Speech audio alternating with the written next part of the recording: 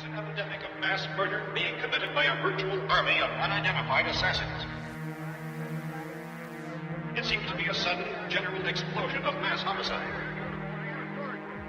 Consistent reports from witnesses to the effect that people who acted as though they were in a kind of trance were killing and eating their victims prompted authorities to examine the bodies of some of the victims. Medical authorities in Cumberland have concluded that in all cases, the killers are eating the flesh of the people they murdered.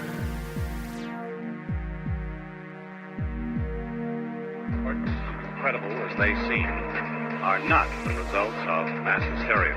First eyewitness accounts of this grisly development came from people who were understandably frightened and almost incoherent. Officials and newsmen first discounted their eyewitness descriptions as being beyond belief. However, reports persisted. Medical examinations of some of the victims bore out the fact that they had been partially devoured. I think we have some late word that's just arriving, and I'll interrupt to bring this to you. This is the latest disclosure in a report from National Civil Defense Headquarters in Washington. It has been established that persons who have recently died have been returning to life and committing acts of murder. A widespread investigation of reports from funeral homes, morgues, and hospitals has concluded that the unburied dead are coming back to life and seeking human victims. It's hard for us here to believe what we're reporting to you, but it does seem to be a fact.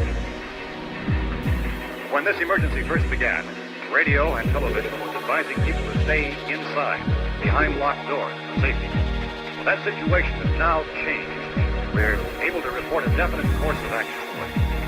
Civil defense machinery has been organized to provide rescue stations with food, shelter, medical treatment, and protection by armed National Guardsmen.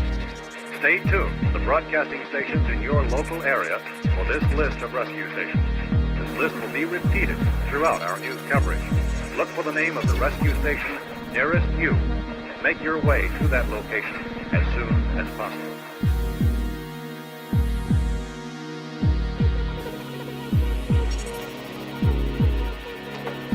No longer seek occupancy in private residences, no matter how safe or well protected they may be.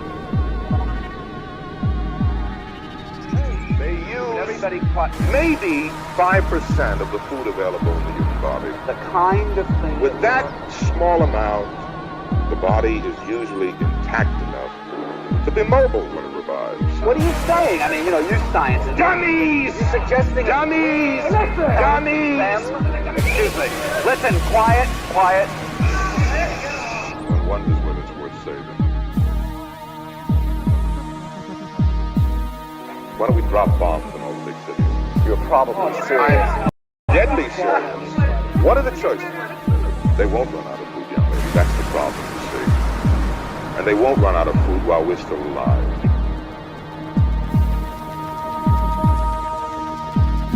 We can lift you out to safety.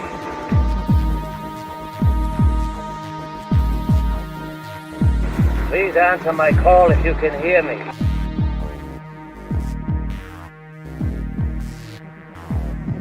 We've got to remain logical. We've got to. There's no choice. It has to be.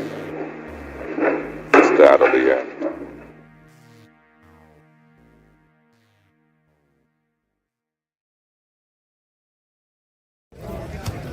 Hey, it's Greg Nicotero.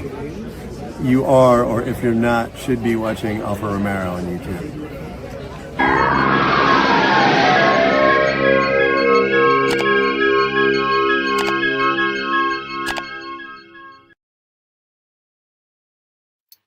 Hey, what's going on, everybody? Happy Sunday night to you all. Hope everybody's doing well out there. Got some storms rolling through, but I think we're in the clear. We're in the good. I was hoping power wouldn't go out, internet wouldn't go out, because you know how my internet is here. The slightest bit of rainfall and it's out for good typically. So, but I think we're good. We're in the clear. Hope everybody's doing well. Wanted to hop on tonight. Try to cover some news. Had a busy few weeks here on the channel. Didn't really get to some of the news topics and the happenings and the goings on in the world of Romero. So wanted to do a stream tonight and kind of touch on some of those. There's quite a bit of news that we're a little bit behind on, so we'll touch on that. An update on the March Madness King of the Romero Zombies tournament, which has finally reached the final round. Who made it? Who are the final two zombies that will be going head to head all throughout this next week? The poll will be available in the community tab for everybody to go on and vote. It's been really fun. It's been another fun March to do this tournament. Like I said, I did last year. We did the, I guess the best way we did. Well, what is Romero's best film, or whatever your favorite film is? However you interpret these polls, these matchups. So we did that last year. This year we did King of the Romero Zombies, and we're down to 2. We've whittled it down from 16 down to 2, and the championship round is this week. So we'll look at that. We'll look at who our leaders are on the leaderboard in the contest, the bracket contest, for those vying for this brand new Jordy Verrill action figure from Monstars. And yeah, I figured, like I said, it's been a busy couple of weeks. In the past few weeks, got some pretty cool shows in store coming up. We'll talk about that as well. But I just kind of want to open the floor. Tonight's just kind of a hangout sesh. Kind of an ask me anything, whatever you guys want to talk about in the chat. The floor is yours. Like I said, past few weeks we did the Dawn of the Dead fan commentary with Matt and Paul and Synth and Will. And typically when you have a full house like that, it's kind of hard to hit all the chats and kind of keep up with all that. And then last week, a really fun stream with Dirk and Darren from over at the Eurocrypt podcast, which they were just on. I was just watching them before I hopped on here. They were doing a part 2 of some Argento stuff. And that was a really fun one last week. I hope you guys enjoyed that. Like I said, again, full house, kind of busy to keep up with everybody in the chat. But so I figured tonight, floor's open. Whatever you guys want to talk about, whatever you guys want to chat about, the floor is open. But let's see what we got in here so far. This is an interesting comment. This came in earlier. Stukas, if you're in here, please elaborate on this. Stukas, dive. What's going on, man? Ernest Goes to Africa, Bloodlines. I guess that's the new sequel coming out. The new Jim Varney. Well, Jim Varney's been dead for years, so I guess it's a reboot, maybe. Bloodlines. But it's kind of fun. I get what you're coming at there. But the whole idea that every sequel is now named Bloodlines. It has I don't know why. There's the new Final Destination coming out. Final Destination Bloodlines. We just had Pet Cemetery Bloodlines. There's Hellraiser Bloodlines. Hell, I think there's even wasn't there one of those shitty Day of the Dead remakes, reboots, reimaginings, requels, whatever the hell they call it.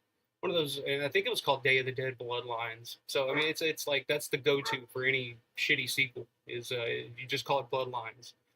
So I guess this is the next Ernest shitty sequel to that called Bloodlines. But always good to see Stukas in here.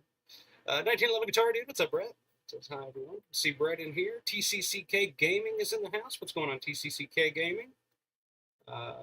Ed Schrader, Music and Entertainment, says, let's have some fun. I'm listening while working on something. Well, whatever you're working on, I hope... you tagged me in something the other day, and you were just telling me how much I sucked and how everybody sucks, and everybody knows that I suck, and I don't know, whatever that was. I was like, why am I tagged in this? What is this? What was that about, my man? Are you working on something else like that? Are you rebuttaling with you're awesome or anything like that maybe? But good to see you, man.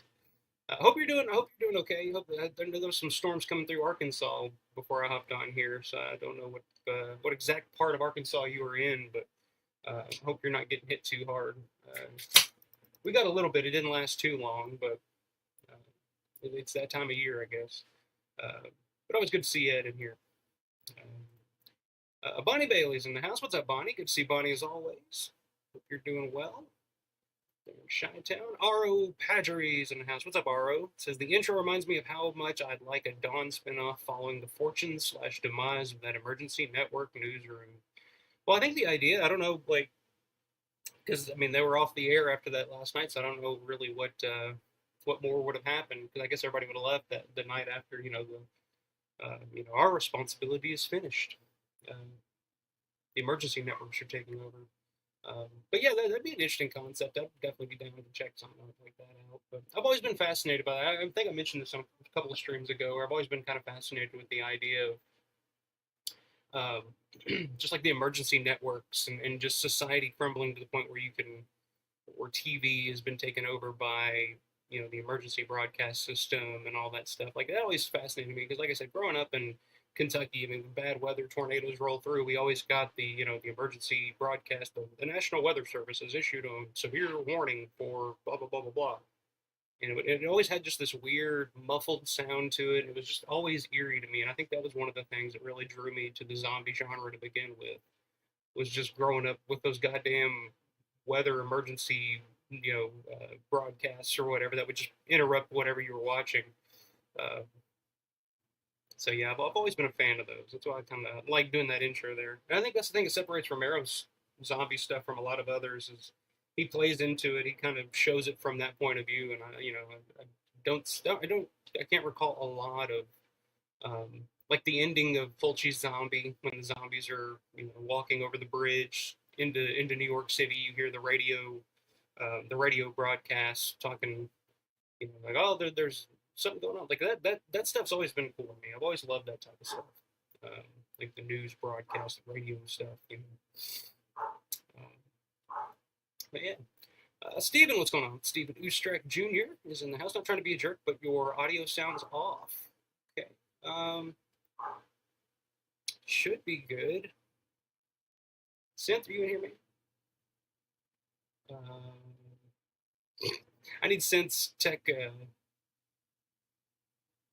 expertise in here.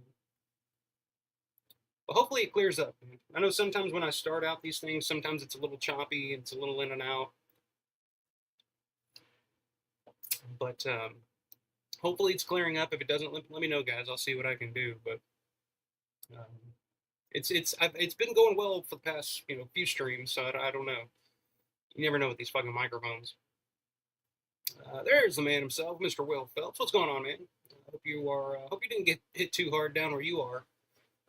Storms. I mean, we got it pretty good here for, like I said, about 15-20 minutes. But I think it's all pretty much passed us by at this point. But hope you're doing well, my man. Synth, how am I sounding, my man? Say they're joining soon. Out and about for a while. No worries, man. It says the crime drama series called Bloodlines was very good. I think I remember doing that. Now I'm thinking of like Blue Bloods or something. Wasn't that on like CBS for a while?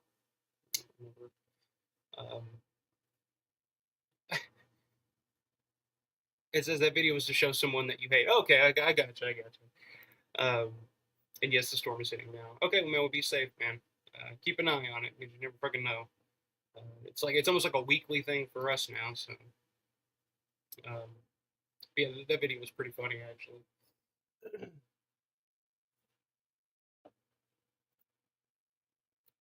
I almost took it personal. I was like, damn, why am I tagged in this? And I was like, okay, I got you. Greg, what's going on, man? Greg Brewer's in the house. I hope all is well. Yeah, so far so good, man. We're doing good here in Southern Indiana. Storms just went by, and I think we're good, unless my audio is fucking up, as Stephen pointed out. But like I said, hopefully it's not too bad, or hopefully it's clearing up. Usually it takes a minute to kind of get the microphone warmed up, I guess. I don't fucking know.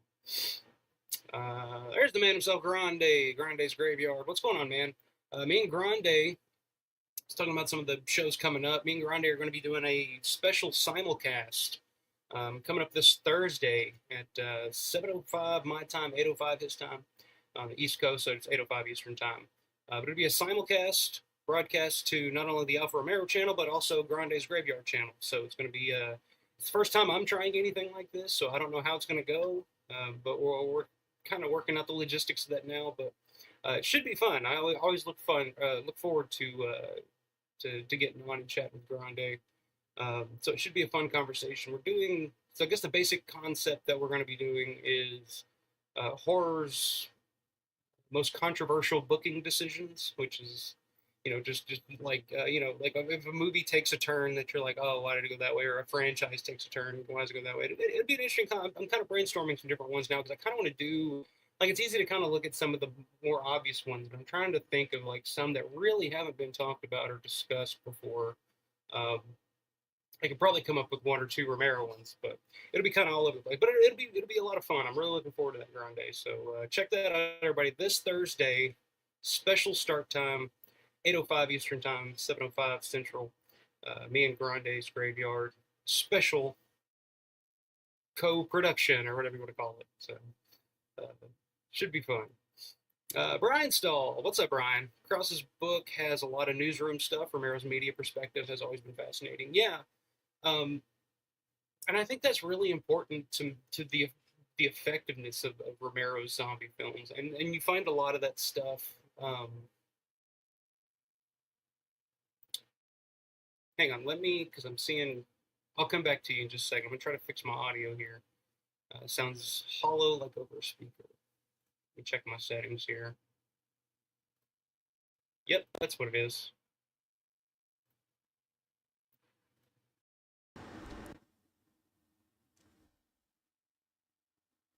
Okay, I think this should sound better, guys. Let me know. But I think we should be good here. I forgot I unplugged this to kind of reseat everything. And when I plugged it back in, you have to go in and like in the settings and pick your microphone settings and shit.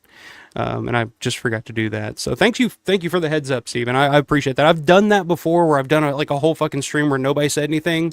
It's like you said, I guess you were afraid of being rude or coming off as kind of rude about it. But no, guys, let me know because like I fucking forget shit all the time. So thank you for the heads up on that. But back to what Brian was saying about the newsroom stuff. Even going back to the original treatment, the very first write up that George did for Dawn of the Dead, like all that stuff's in it. Like pretty much the only thing that survived from that original treatment into the final product, into the final film, was a lot of the dialogue and a lot of the stuff with Dr. Rausch and the people arguing on TV and stuff. Like all that was still in that almost verbatim.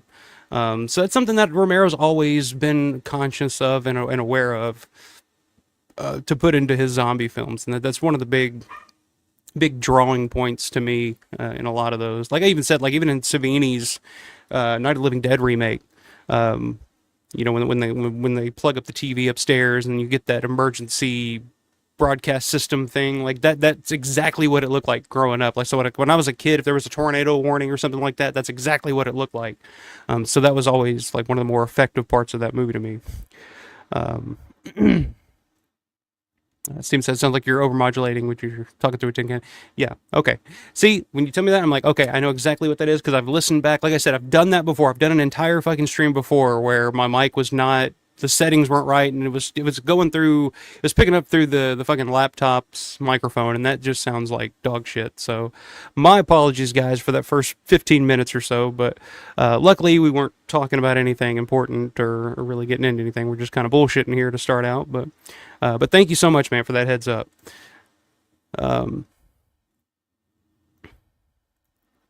Granny says, "Hell yeah, I'm stoked to simulcast when worlds collide." Yeah, it should be fun, man. It should be interesting. Like I said, I couldn't figure out what the logistics of that were. Like, who's gonna host? Who's gonna handle the chat? Who's gonna do this? I was like, look, I'll host everything. I'll do the graphics and chat and stuff like that, and we'll see what happens. It should be fun though. I'm really looking forward to that. My mouse is not working properly now. Greg says much better. Very good. Steven says you sound like yourself. Awesome. I'm glad I sound like myself. Audio is better. Very cool. Appreciate it, guys. Appreciate it. Glad we nipped that in the bud while we're still young here. But to start out, let's go ahead and take a look at, because we have reached the finale, the grand finale of the King of the Romero Zombies tournament bracket.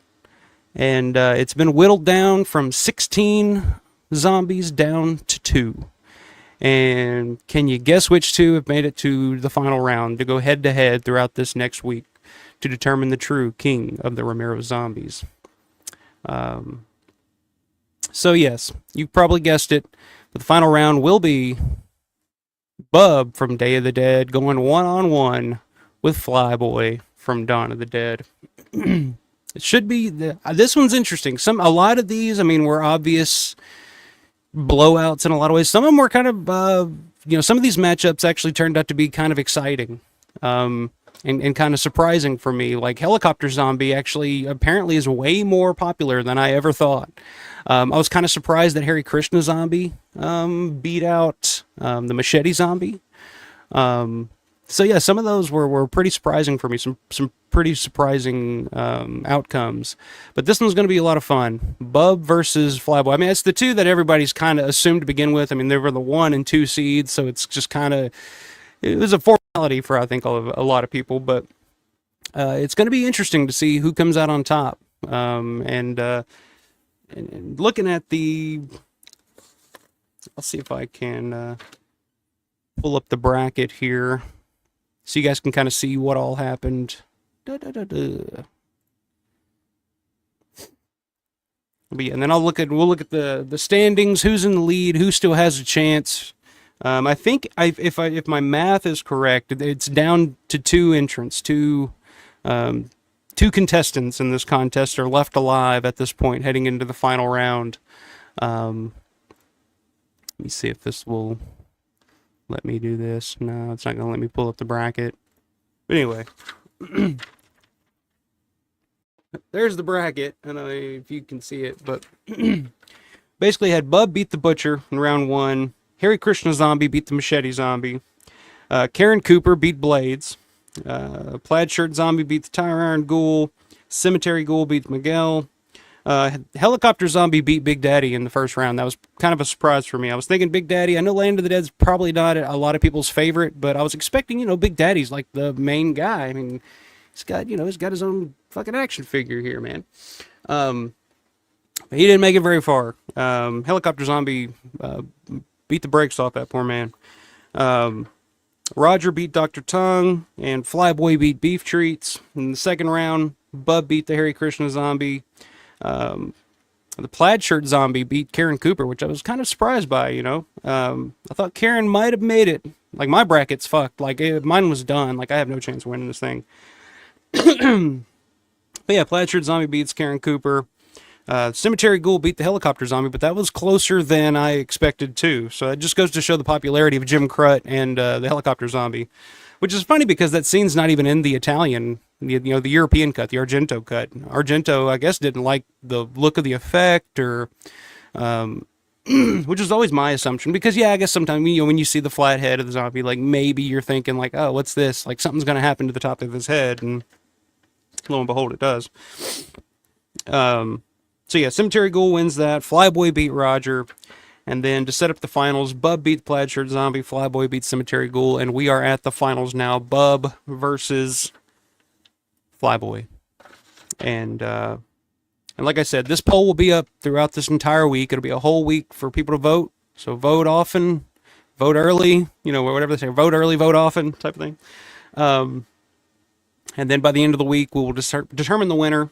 And if my math is correct, I think we're down to the final 2 contestants that are still mathematically alive in this contest. And right now, Brian Stahl is in the lead with 77 total points. And his pick for the main champion is Bub. So if Bub wins, Brian wins. That's basically how it's going to work. And then in second place with 68 points is Matt Landrum. And his pick is Flyboy. So basically, it's a battle of those two. If Flyboy wins, Landrum wins the whole shebang, wins the contest, and he's getting this Jordy Verrill action figure. If Bub wins, then the figure is all Brian's. But the top 5, the final 5 here, with 65 points, just behind Matt, was Brett, 1911 Guitar Dude. Grande, you and Jace Whitman over at Music and Monsters, tied at 63. So that's the top 5 there. Then I'm pulling from behind. Ed Trader, dead last, my man. Your bracket didn't go too far. But yeah, so it's down to Matt versus Brian right now for the grand prize winner. So it should be fun. It should be Should be a fun little contest. I hope you guys enjoyed doing this throughout the month of March. It's just a little something extra I like to do every year, and it's fun because, like I said, I don't really give. It's like if you guys have seen the polls, like I just say pick one. Like I don't give a critique. I don't say what's the best or what's your favorite or who's the scariest or who's the strongest or whatever. Just vote on it based on whatever criteria you have. Because that's what's interesting to me. Like, what do you choose these by? Are you just picking like, oh, this one's the most important in the film, or this one has the best makeup? And I've heard like a whole range of people in the comments when they make a selection on these polls and leave a comment. So I always find it interesting to see like how people are voting. How people are spending their dollars or whatever. So I just kind of leave it open-ended and just say pick one, whichever one you want to pick. Whether it's, whoever has the coolest makeup, best performance, whatever. But I kind of always expected it would come down to Flyboy and Bub, which makes total sense. But we're going to, by the end of this week, we're going to crown the official. And by God, this is you guys making this decision here. And if you're following me, if you're watching me late on a Sunday night, then you're the real goddamn Romero fans in my book. And who better to make this choice than you guys? So should be fun. Should be a fun back and forth contest, unless one of them runs away with it. But I don't think so, man. Like these two are the strongest ones throughout. Like you pretty much have a contingency there between Flyboy and Bub of who, like people that are just like I'm all Bub or I'm all Flyboy, and so it should be fun.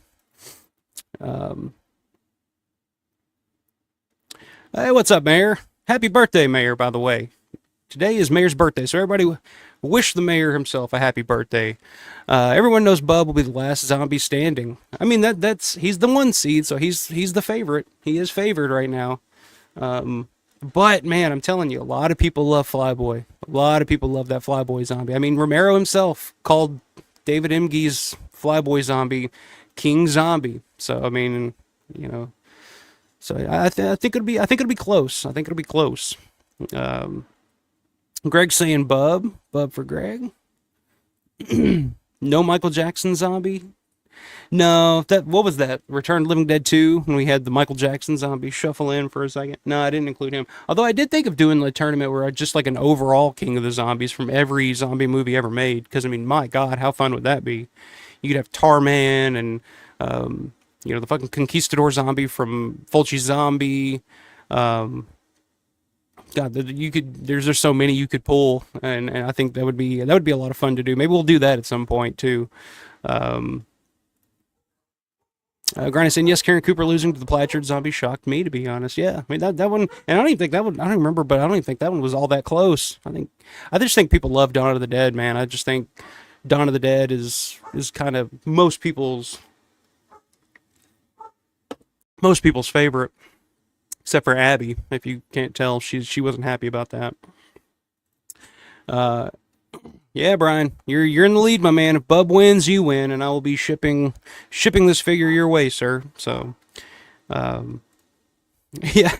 Granny says Landrum came in second on my giveaway too. I'm voting Flyboy to help her brother out. Yeah, I was watching that the other night. Man, those are fun. I could sit there and watch you fucking spin the wheel and just eliminate people for hours and just be fine. Just being like, oh, who's next? Who's next? But yeah, that was pretty funny. I'm gonna feel pretty bad if Landrum finishes second in this contest too. Ed's saying Dead Last. That's a good name for my autobiography. Dead Last, the story of Ed Trader, music and entertainment. There you go. We got some happy birthdays for the mayor.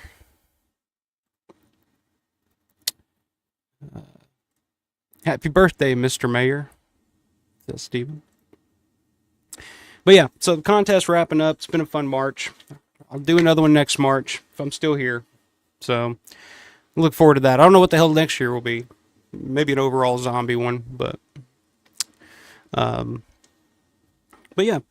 So there is some news we can go over, we can talk about. Like I said, the floor's open, whatever you guys want to talk about. If you guys got any questions or any topics that maybe I'm missing here, but I guess the big one that just happened that I didn't really get to touch on last week was found out about the passing of Dave James.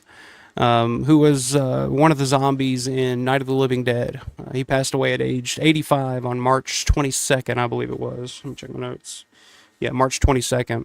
And if you're not aware of who Dave James is, he is the final zombie at the end of Night of the Living Dead who gets shot and takes a bump. Let me and I have a clip here to refresh your memories, because I think it's again we talk about the bathing suit zombie in Dawn of the Dead, that the fat bathing suit zombie that takes the bump into the fountain.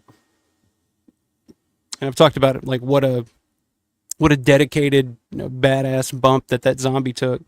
But this one's right up there with it. It's one of my favorites. But this is Dave James. Rest in peace. Here. He's the dead one. Get up here. Nick, Tony, Steve, you want to get out in that field and build me a bonfire? Yeah, so that's Dave James, that zombie there, which I always thought was one of the best. Like, because I mean, and he's not a stunt man. Like, they didn't have stunt man in that shit. He was actually a newscaster that was working on a story for the local TV station there. I actually have the write up here that I took from the Night of the Living Dead page on Facebook about Dave that I wanted to read for you guys. It kind of shed a little light on it, but it's funny. He was just a reporter that was just there covering, oh, they're making a movie here in Pittsburgh. How interesting. This is newsworthy.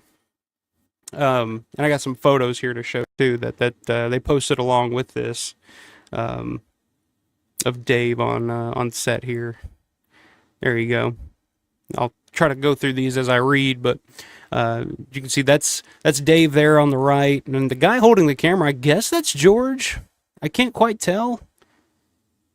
It's either George or maybe Russo. But I guess it might be Russo doing some second unit stuff, because that looks like a close-up of like a bigger zombie Dave. But yeah. So I'll slide through these as I read here. But remembering Dave James, October 31st, 1939 to March 22nd, 2025. Born on Halloween. That's pretty cool. We are saddened to share the passing of Dave James, a talented broadcaster, actor, and proud Night of the Living Dead ghoul. Dave's role in the film may have been small, but his presence left a lasting mark. He was the final ghoul destroyed by the posse in the iconic ending of George A. Romero's horror classic. There we go. Dave's journey into Night of the Living Dead was unexpected. Working as a news anchor in Pittsburgh, he learned about the film through his colleague Bill Cardill, Chilly Billy, and was sent to Evans City to cover a news story on the production. Instead of just reporting on the film, he became a part of it, transforming into one of the undead and forever joining the legacy of Night of the Living Dead. And this is kind of cool. It's a photo of him on the set doing the news report, the interview, which apparently, I don't know if the footage is out there. I don't think I've ever seen it. If there's actual footage of this interview, but it's a pretty cool little photo here of him and lighting John Russo's cigarette there. Russo all zombied up. Beyond his role in the film, Dave had a remarkable career in radio and television, working for KDKA, KQV, and WIIC TV, and more. His distinctive voice was recognized by many, and he was a beloved figure in the Pittsburgh's broadcasting world. He also had a passion for acting, appearing in over 30 stage productions and numerous commercial projects. Dave was known for his sharp wit, and this is a modern photo of more recent photo of Dave. Dave was known for his sharp wit, humor, and love for his friends and family. He cherished his time on set and remained proud of his connection to Night of the Living Dead throughout his life. Please join us in raising a glass in his honor. His presence and his ghoul will never be forgotten. So that was a write-up from the Night of the Living Dead Facebook page. I thought was really well written. So yeah, rest in peace, Dave James. Raise a toast of some Iron City to the man himself. And I think he was at a Living Dead weekend. I never met him. Unfortunately, never got the chance to meet him.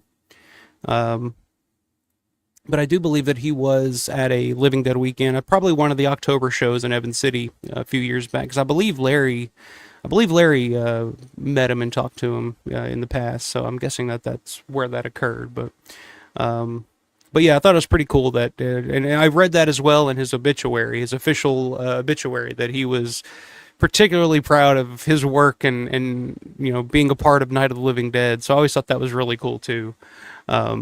it's always cool that when you see people that are kind of, you know, excited and happy about being a part of, you know, night or dawn or what have you. So yeah, rest in peace, Dave James. Salute to you, sir. Swig of the Iron City for you. But again, going back to that bump, man, what a bump for a guy that's not a stunt guy and it's just like putting himself into this role of a zombie and just to take that, you know, face, you know, grabs a face and just plants right, you know, straight forward onto his shoulder. I mean, geez. But yeah, very good stuff. Hey, what's up, man? Matt Landrum's in the house. Good evening, all. Popping in for a sec to say hello. Good to see you, Matt. So I guess Matt was going to get another, actually speaking of Night of the Living Dead, getting a Night of the Living Dead tattoo in a very private place, we'll say. No, that's a joke. That's a little inside joke there, but yeah, he showed me a picture of it. You're gonna have to come on and show it off when it's finished, man. But very cool. He's got the Dawn one. He just recently got a Day of the Dead one. So now he's got the Night one, and it's looking forward to seeing the finished product, my man. But glad to see you as always, my man. Yeah, I was thinking that too. I had little short to be George in that shot. The photo of you know, Dave in front of the camera. Either Dave is a really tall guy, which he kind of looks like a tall guy in the film, because I mean he looks pretty tall and lanky there. But yeah, I don't think that was George. I think it may have been Russo. I don't know. That may be a question for John if Vulo's in here, but but yeah, I was thinking that too. I was thinking like, man, he's either really tall or Romero's creeping, but you couldn't really tell 100% who that was behind the camera there. But I'm gonna guess that it was Russo that was doing some second unit stuff there that day. Riverman, what's going on, Riverman? Says, hey, hope everyone had a good weekend. Yeah, not too bad, my man. Hope you had a good one yourself. I didn't really do too damn much this weekend, to be honest with you. It's kind of a lazy weekend, but hope you're doing well. Mayor says a tattoo on his little Romero. Maybe, I don't know. We'll see. If it's appropriate. If it's appropriate for YouTube, I'll definitely have Matt on to show it off. But all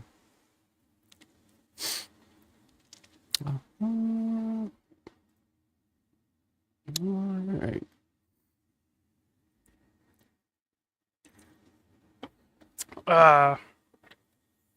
So another piece of Night of the Living Dead news. While we're on the subject of Night of the Living Dead. So there's going to be a new Night of the Living Dead book, kind of the story of, I think it's called The Story of Night of the Living Dead. Shit, I can't remember what the damn author's name is. I was looking up the author earlier, and I think it's like Stephen Brom or something like that. And he actually just did a similar book on the story of Total Recall, which is one of my all-time favorite Schwarzenegger movies. So I saw that, I was like, oh, that's kind of cool. He's done a lot. He's published a lot. So I think it should be interesting. And I think he's working in conjunction with Image 10 and those guys over there. So it's kind of an officially licensed type of thing.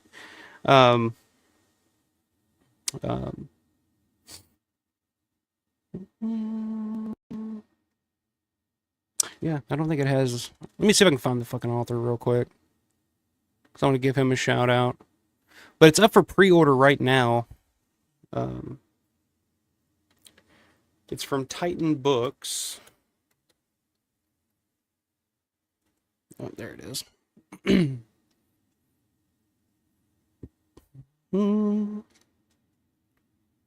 There we go. Simon Brond is the author's name. The official story of the film, Night of the Living Dead by Simon Brond. Right now it's $50 in US and Canada. Pre-order. It goes on sale everywhere, and I guess will be shipped out September 30th, 2025. So later on this year. But here's the official description. of what this is. Released in 1968, George A. Romero's Night of the Living Dead revolutionized horror, redefining the zombie subgenre and influencing filmmakers for generations. This official retrospective tells the full story of how the film was made by a small group of people at the outset of their filmmaking careers. Interviews with cast and production company members explore the genesis of the movie, from persuading friends and family to become investors, finding the perfect rundown farmhouse in rural western Pennsylvania for the central location, assembling a cast of extras to portray flesh-eating ghouls, including the groundbreaking casting of a black actor in a lead role, Dwayne Jones as Ben, to the rough-and-tumble guerrilla-style shoot. The book explores how Night of the Living Dead went from a controversial to iconic over the years, gaining critical acclaim and a hardcore cult following, and how zombies, as envisioned by Romero and his co-creators, now permeate everything from video games to literature, all tracing back to the unparalleled original. Illustrated with movie stills, memorabilia, and unpublished on-set photos never previously seen, it's pretty cool, and including analysis of the original shooting script annotated by George A. Romero, this book is a must-have for horror fans. So I'm pretty excited about looking for that. I know there's some other books out there, on the making of Night of the Living Dead. I know John Russo has a book on the making of Night of the Living Dead, and there's some other stuff, but I'm pretty excited. I'm pretty interested in seeing some of the, the memorabilia and unpublished on-set photos. Because like I said, I know that this author is it's Titan Books is the company that's putting this out, and I know that he's working with Jim and everybody over at Image 10, so I'm sure he's had access to some pretty cool shit. So it should be exciting. This is definitely one that I'm going to pick up. Yeah, it's called Night of the Living Dead: The Official Story of the Film by Simon Brond. And you can get it right now. You can pre-order it right now on Amazon.com and Barnes & Noble. Let me look and see what some of his other writing credits have been in the past here. Simon Brond. 'Cause that's always what I go to. Like when we're talking about like Twilight of the Dead or, I like to look and see like what the people that are in charge of this, what have they done in the past? What have they done previously? And so looking here on Amazon, as soon as I saw Total Recall, the official story of the film, I was like, oh, that's kind of cool. I kind of want to buy that now because I love Total Recall. So he did that. That came out last year, September 3rd, 2004. He's done Orson Welles portfolio, sketches and drawings from the Welles estate. Janis Joplin, a book on Janis Joplin. This is kind of interesting. The Greatest Movies You'll Never See, Unseen Masterpieces by the World's Greatest Directors by Simon Brond. That's kind of interesting. Yeah, he's done quite a bit, dating back quite a few years. So yeah, I'm pretty stoked to see this. Read this for the first time. Let me see here. So yeah, like I said, that's up for pre-order now, but they will be on sale in stores everywhere September 30th, 2025. I think that was announced here a few weeks back, but and then in other literary news, we'll go ahead and get all the news topics and shit out of the way. We'll hit the comments and just hang out for a little bit tonight. But the amusement park comic book presented by John Carpenter, some new photos of that have come out of the past couple of weeks, and a little news story. I guess its official release for this is going to be June 10th, so mark that on your calendar. So this is pretty cool, and like I said, they released some photos of the actual comic. I'm not a huge comic book guy, which you guys know, but this is definitely one I'll get. I think it's a pretty interesting concept to take a film like The Amusement Park, which, they've done comics for, Dawn of the Dead. I think they've done A Night of the Living Dead. They've done, they've done comics for it, but to take a movie like The Amusement Park and turn that into a comic book or graphic novel or whatever the hell they call it, whatever the appropriate term for it is, I think it's kind of an interesting concept. But there was a news story that came out a couple weeks ago on this, from comicbook.com. This is where I'm getting this. I don't know if this is where it broke, but comicbook.com. And if you can't take, comic book news from comicbook.com, where the hell can you, what news source can you trust on these things? This is from comicbook.com. There are a few names more iconic in the realm of horror than George A. Romero and John Carpenter. And it will be Carpenter bringing Romero's lost film to life in the amusement park graphic novel. There you go, it's a graphic novel. Storm King Comics. I've never heard of them, but that's a cool name. Storm King Comics has teamed up with Carpenter, writer Jeff Whitehead, and illustrator Ryan Carr to bring the film to life in a brand new format. And we've got your exclusive first look ahead of the graphic novel's June 10th release. So I'm going to show you guys. So this is going to be, I guess, the cover of the comic book. It's pretty cool. It's Whitehead, Carr. I don't know who the hell Dylan is. It doesn't say here in this write-up, but he's credited down here at the bottom. So I apologize if Dylan sees this and is like, why don't I get credit for this? So yeah, got our first little looks here. Some of the pages. Let me see if I can full screen this so I can see this a little better. So yeah, that I think it looks pretty cool.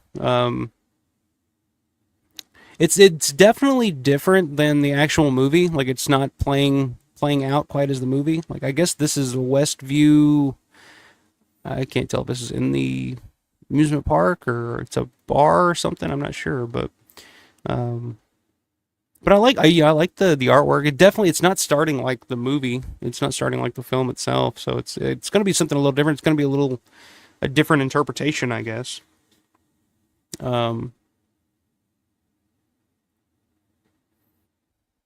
But how cool is it to see Lincoln Mizell illustrated in a comic book? If you would have told me that 20 years ago, I would have said, what? They're going to do a Martin comic book? It's like, no, they're not going to do a Martin comic book. They're going to do an amusement park comic book. And 20 years ago, I'd have said, what the fuck is the amusement park? I don't know who this guy is, the fucking T-1000 looking guy here, but like I said, I guess this is a different, it's not a, beat by beat translation of the film, I guess. It's taking its own little journey there. I would read some of this dialogue, but I can't fucking see it. It's really small and kind of blurred in these photos, but I don't know. I just get a kick out of seeing Lincoln Mizell in comic book form here. But the rest of the write-up reads, the amusement park was thought to be lost for quite some time, but the George A. Romero Foundation restored the film in one of its first projects. The amusement park takes aim at ageism and society's treatment of the elderly, all through Romero's trademark horror lens. I guess that's the same concept. And Whitehead and Carr knew this would be a perfect fit for the graphic novel format. That's when Sandy King's Storm King Comics, Sandy King, who is that? Isn't that, that's, Carpenter. They were Carpenter's producer, I believe. Or am I thinking of somebody else? Storm King comes into the picture, and now the graphic novel is finally becoming a reality. And this is a John Carpenter quote. George A. Romero's films are legendary. They already were legendary when I was just a student, and the amusement park has a fascinating history. This is a project that's so important to his legacy as a filmmaker, so I'm glad to lend my name to it. So I don't know exactly what his part in this was, in bringing this to life, other than he was just lending his name to it, I guess, maybe, to add some more credibility to it. I don't know, but knowing John Carpenter, they probably told him that, oh yeah, we'll pay you a little bit of money and pay you in some weed or something. And he was probably like, all right, whatever, put my name on it. That's where Carpenter's at now. And then there's a conversation to be had, because I know it's a big back and forth, which, I don't know, we'll talk about it in a second. We'll finish up reading this and then looking at these photos, but the back and forth between, who's the best horror filmmaker, who's, people's favorites. And it's usually, goes back and forth between Romero and Carpenter, of who the best American horror filmmaker has been in the last 50 years or whatever. And I love them both, but yeah, we'll talk about that here in just a second. Just a theory or a thought I had about the difference between Romero and Carpenter and their filmmaking styles. But anyway, here's here's I don't know what the hell this is. I guess this is just part of the like I said, I'm not a big comic book guy, so I don't know what this is or what this would be technically called. But I guess this is leading into the stuff from the film. But But yeah, so there's that. Let me exit out of this.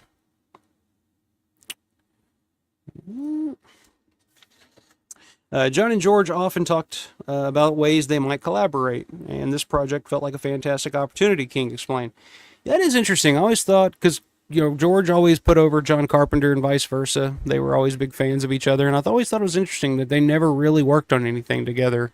I know that there was a possibility that they would work together on Two Evil Eyes, because I know Dario wanted, and we talked about this last week, Dario wanted George and John Carpenter, Stephen King, Wes Craven, but he only ended up getting George for the project.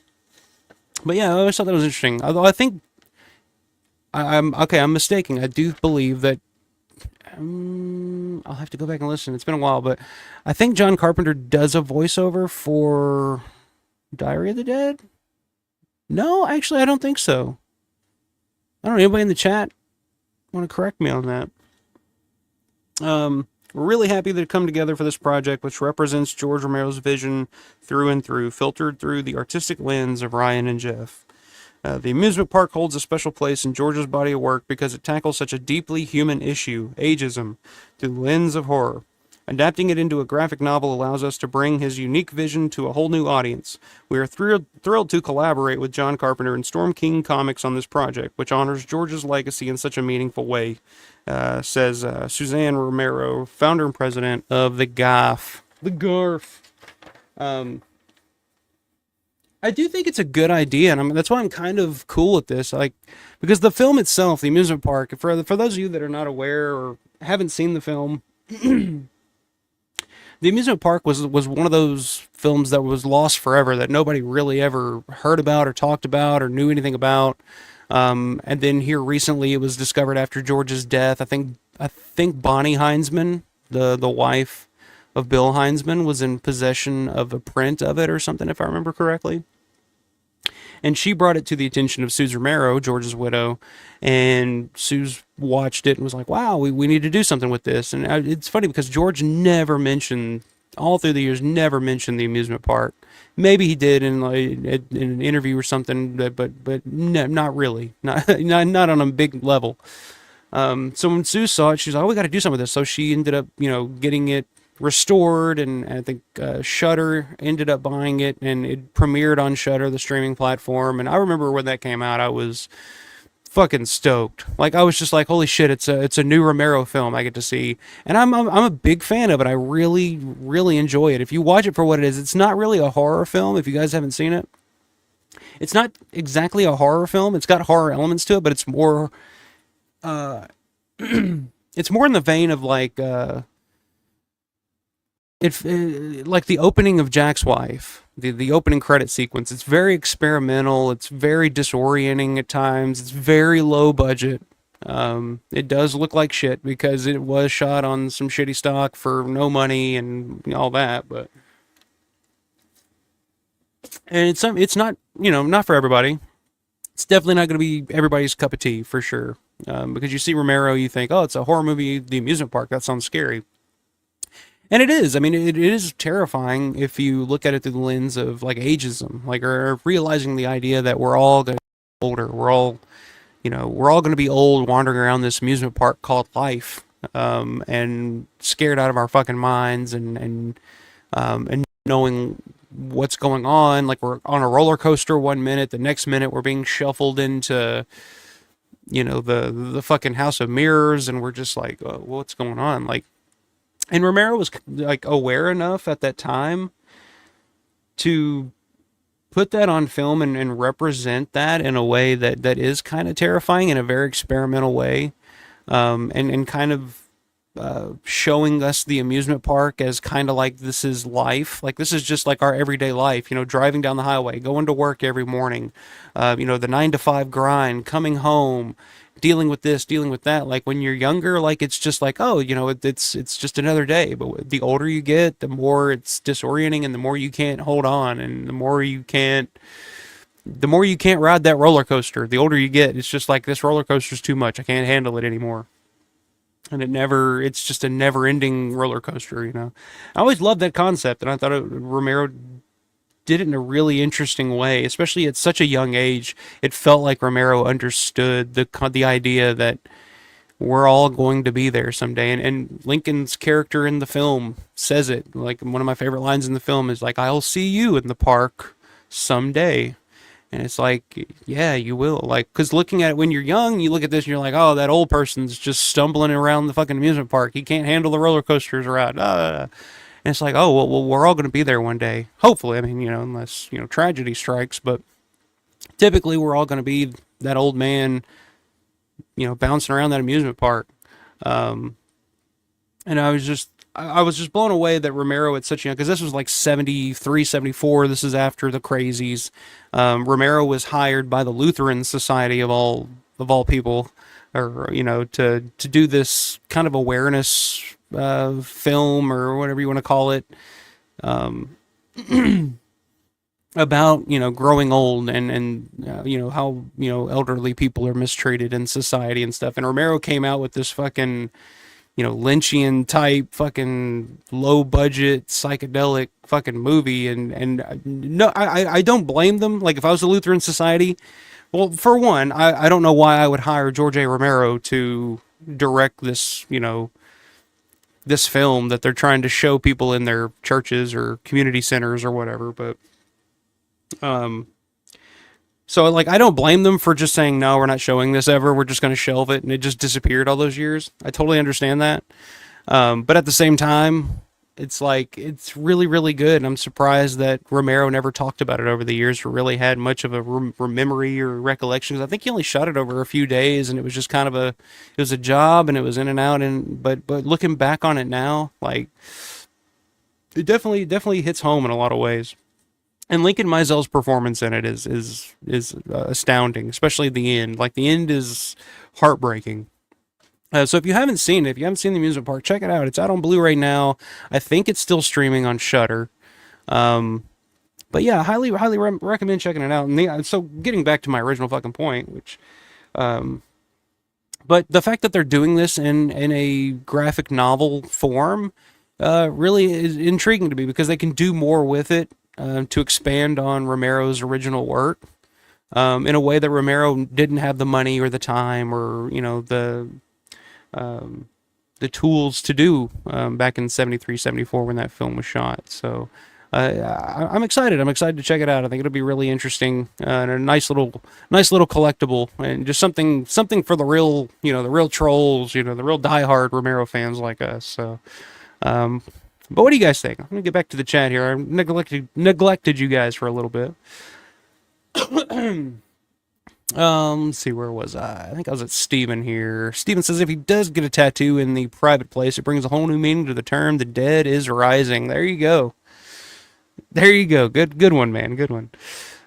It is a trowel. It doesn't include a trowel. So, I mean, it is kind of the right shape for it. So just throwing that out there, man. Just throwing it out there. Roman says, I was watching old YouTube videos last night of the Day of the Dead Wampum Mine. Have you ever been? I have not. No, I have not. I've heard that it's really hard to get into these days.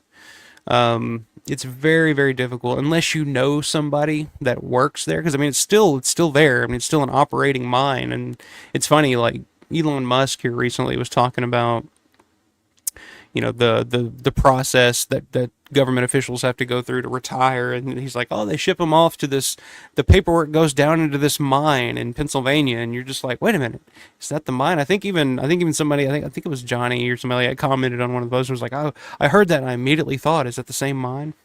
But it's a similar mine. Those mines are all over the country like that, and they do, shelter, like, records and paperwork and shit like that. So I mean, it's still there, it's still operating, it's still a thing, and there are people that still work there. But I don't know anybody that's ever been. I haven't been.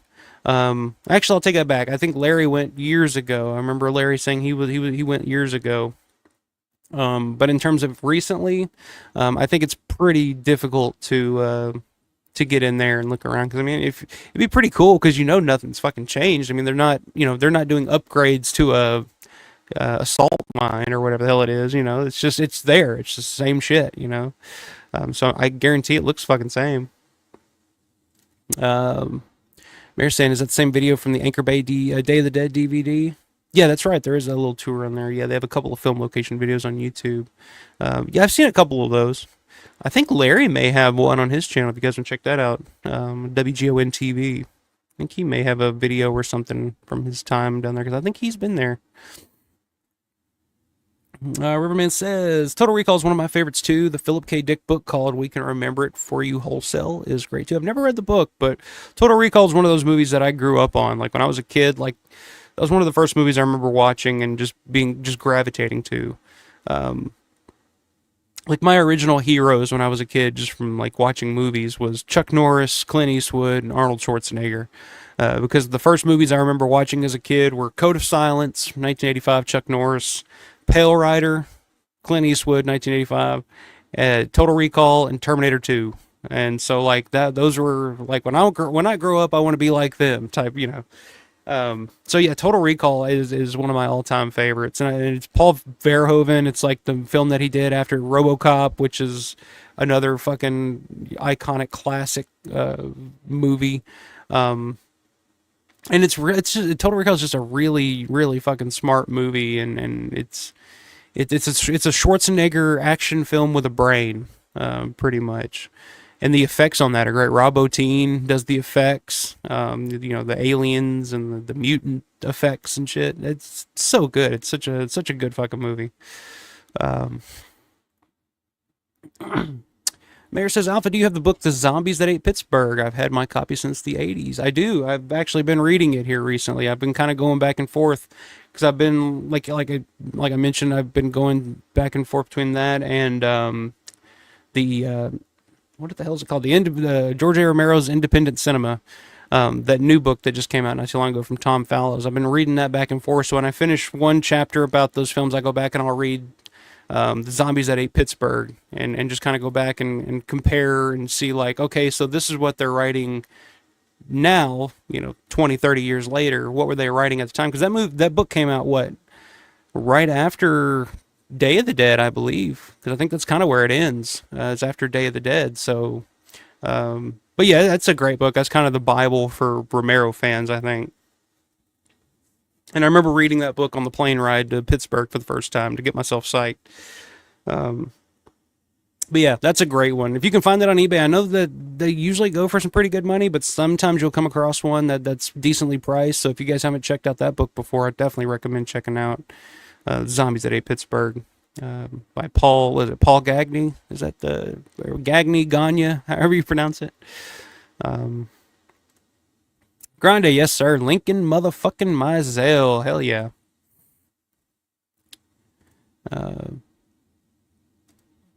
Oh, no worries, Will. Tornado warning, gotta go. Yeah, I knew it was headed your way, man, because like I said, it just went past us, so it's kind of heading east. So, stay safe, my man. Hope you're okay. Since says to borrow a modified line from Total Recall, get your ass to the mall this year. Last chance for Monroeville, yeah. Get your ass to malls. Yeah, that's another one. They actually just announced, for all you Day of the Dead fans, just announced a pretty unique guest for this year. What the fuck is his name? It's one of the Granati brothers. Hermie Granati is the lead singer for the band. He was in the band G-Force at the time. They were zombies in Day of the Dead.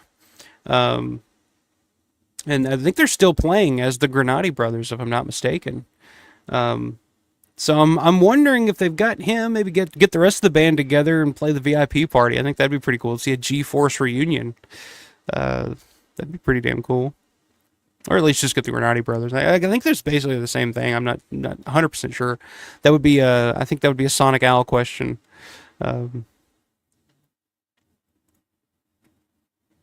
Brett says, wow, I've never thought I'd see a Romero/Carpenter connected project. I don't own any graphic novels, but this will be my first. Yeah, I don't either, really. Like, I have, like, even a lot of the Romero ones, like I said, they did a Dawn of the Dead comic book adaptation. They've done Land of the Dead. They've done a Land of the Dead graphic novel adaptation. I do have the Creepshow comic book, if that counts. But, yeah, I'm just not a big graphic novel or comic book guy. I never have been. and even back when like Walking Dead was a big thing, people are like, "Oh, you got to read these graphic novels. You got to read them." You know, I'm just like, just, you know. So yeah, I've never been a big comic book guy, but this is definitely one that I'm planning on picking up when it comes out. June 10th, I believe, is the date.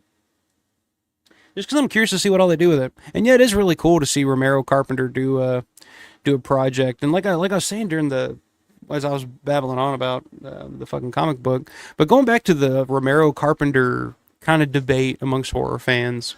And I love Carpenter to death, but I think the biggest difference, and I kind of thought about this a few months back, really, but I think the biggest difference to me between Romero and Carpenter, and the argument that you could make for either one, is like Carpenter was much more of a people pleaser than Romero. I feel like Carpenter's movies were much more about pleasing the audience, whereas Romero was just like, this is what I'm doing. If you like it, you like it. If you don't, sorry, maybe the next time.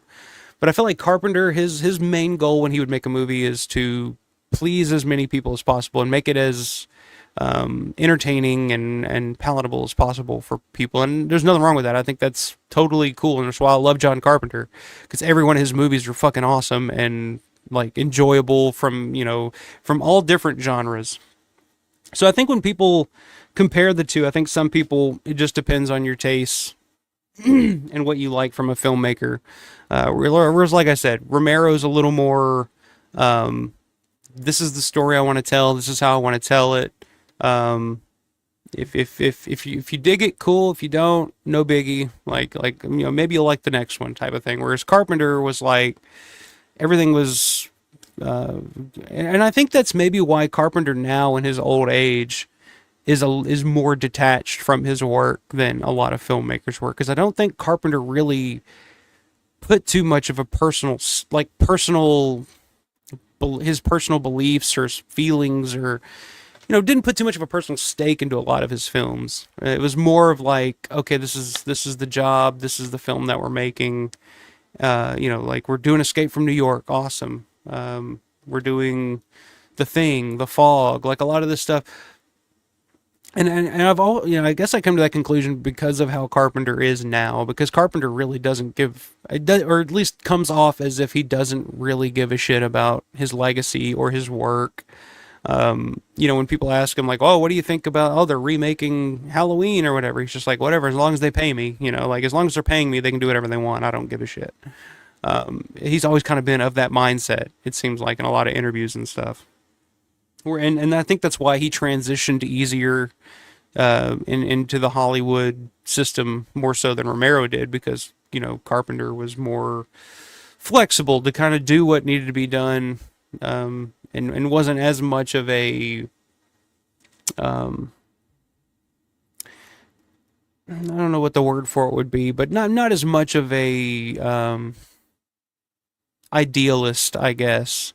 Or an ideologue, maybe that's the more word for it, an ideologue, as Romero is. Where Romero is, it's like Knight Riders. Romero is King Billy in Knight Riders. I'm fighting the dragon, like I'm trying to do my thing here, and I'm cutting, I'm taking all these chances and doing my own thing. Whereas Carpenter was just like, oh no, this is what we got to do to get this movie made. Like, okay, another movie's been made, let's move on. And I think that's why he's more, I don't know, because I always wondered that, like, when you watch Carpenter in interviews and stuff now, it's always just, he's just like dismissive. He's just like, I don't give a shit. Like, well, what do I care? Like, as long as they pay me, like, whatever, they can do whatever they want with it, So I think that's the big major difference between the two. But there was so much mutual respect and not to say that Carpenter didn't have an affection or a love for his films or the horror genre or anything like that, because he obviously did. I mean, he is talked about his love for Argento and Howard Hawks and a lot of those guys from back in the day, and the influence and the inspiration that he drew from them.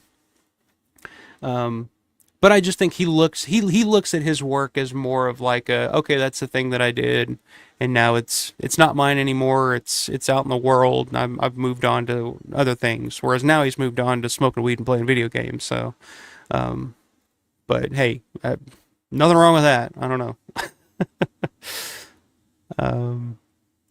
Yeah, I didn't think so either, Ed. I don't think John was a good. I'm trying to remember because there was a whole slew of people. I know Wes Craven was, Tarantino was, Guillermo del Toro, Tom Savini, Stephen King, and I might be missing one or two. But I thought for a split second there, I thought maybe John Carpenter was one of the voices on the radio or something. But I don't. I think you're right. I don't think he was.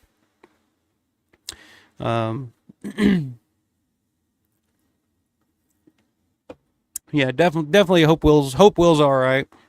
I haven't checked the weather, so I don't really know what it's doing.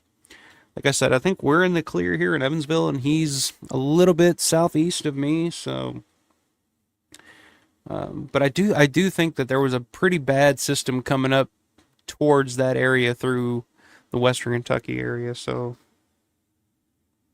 I'll check on him here in just a second to make sure he's all right.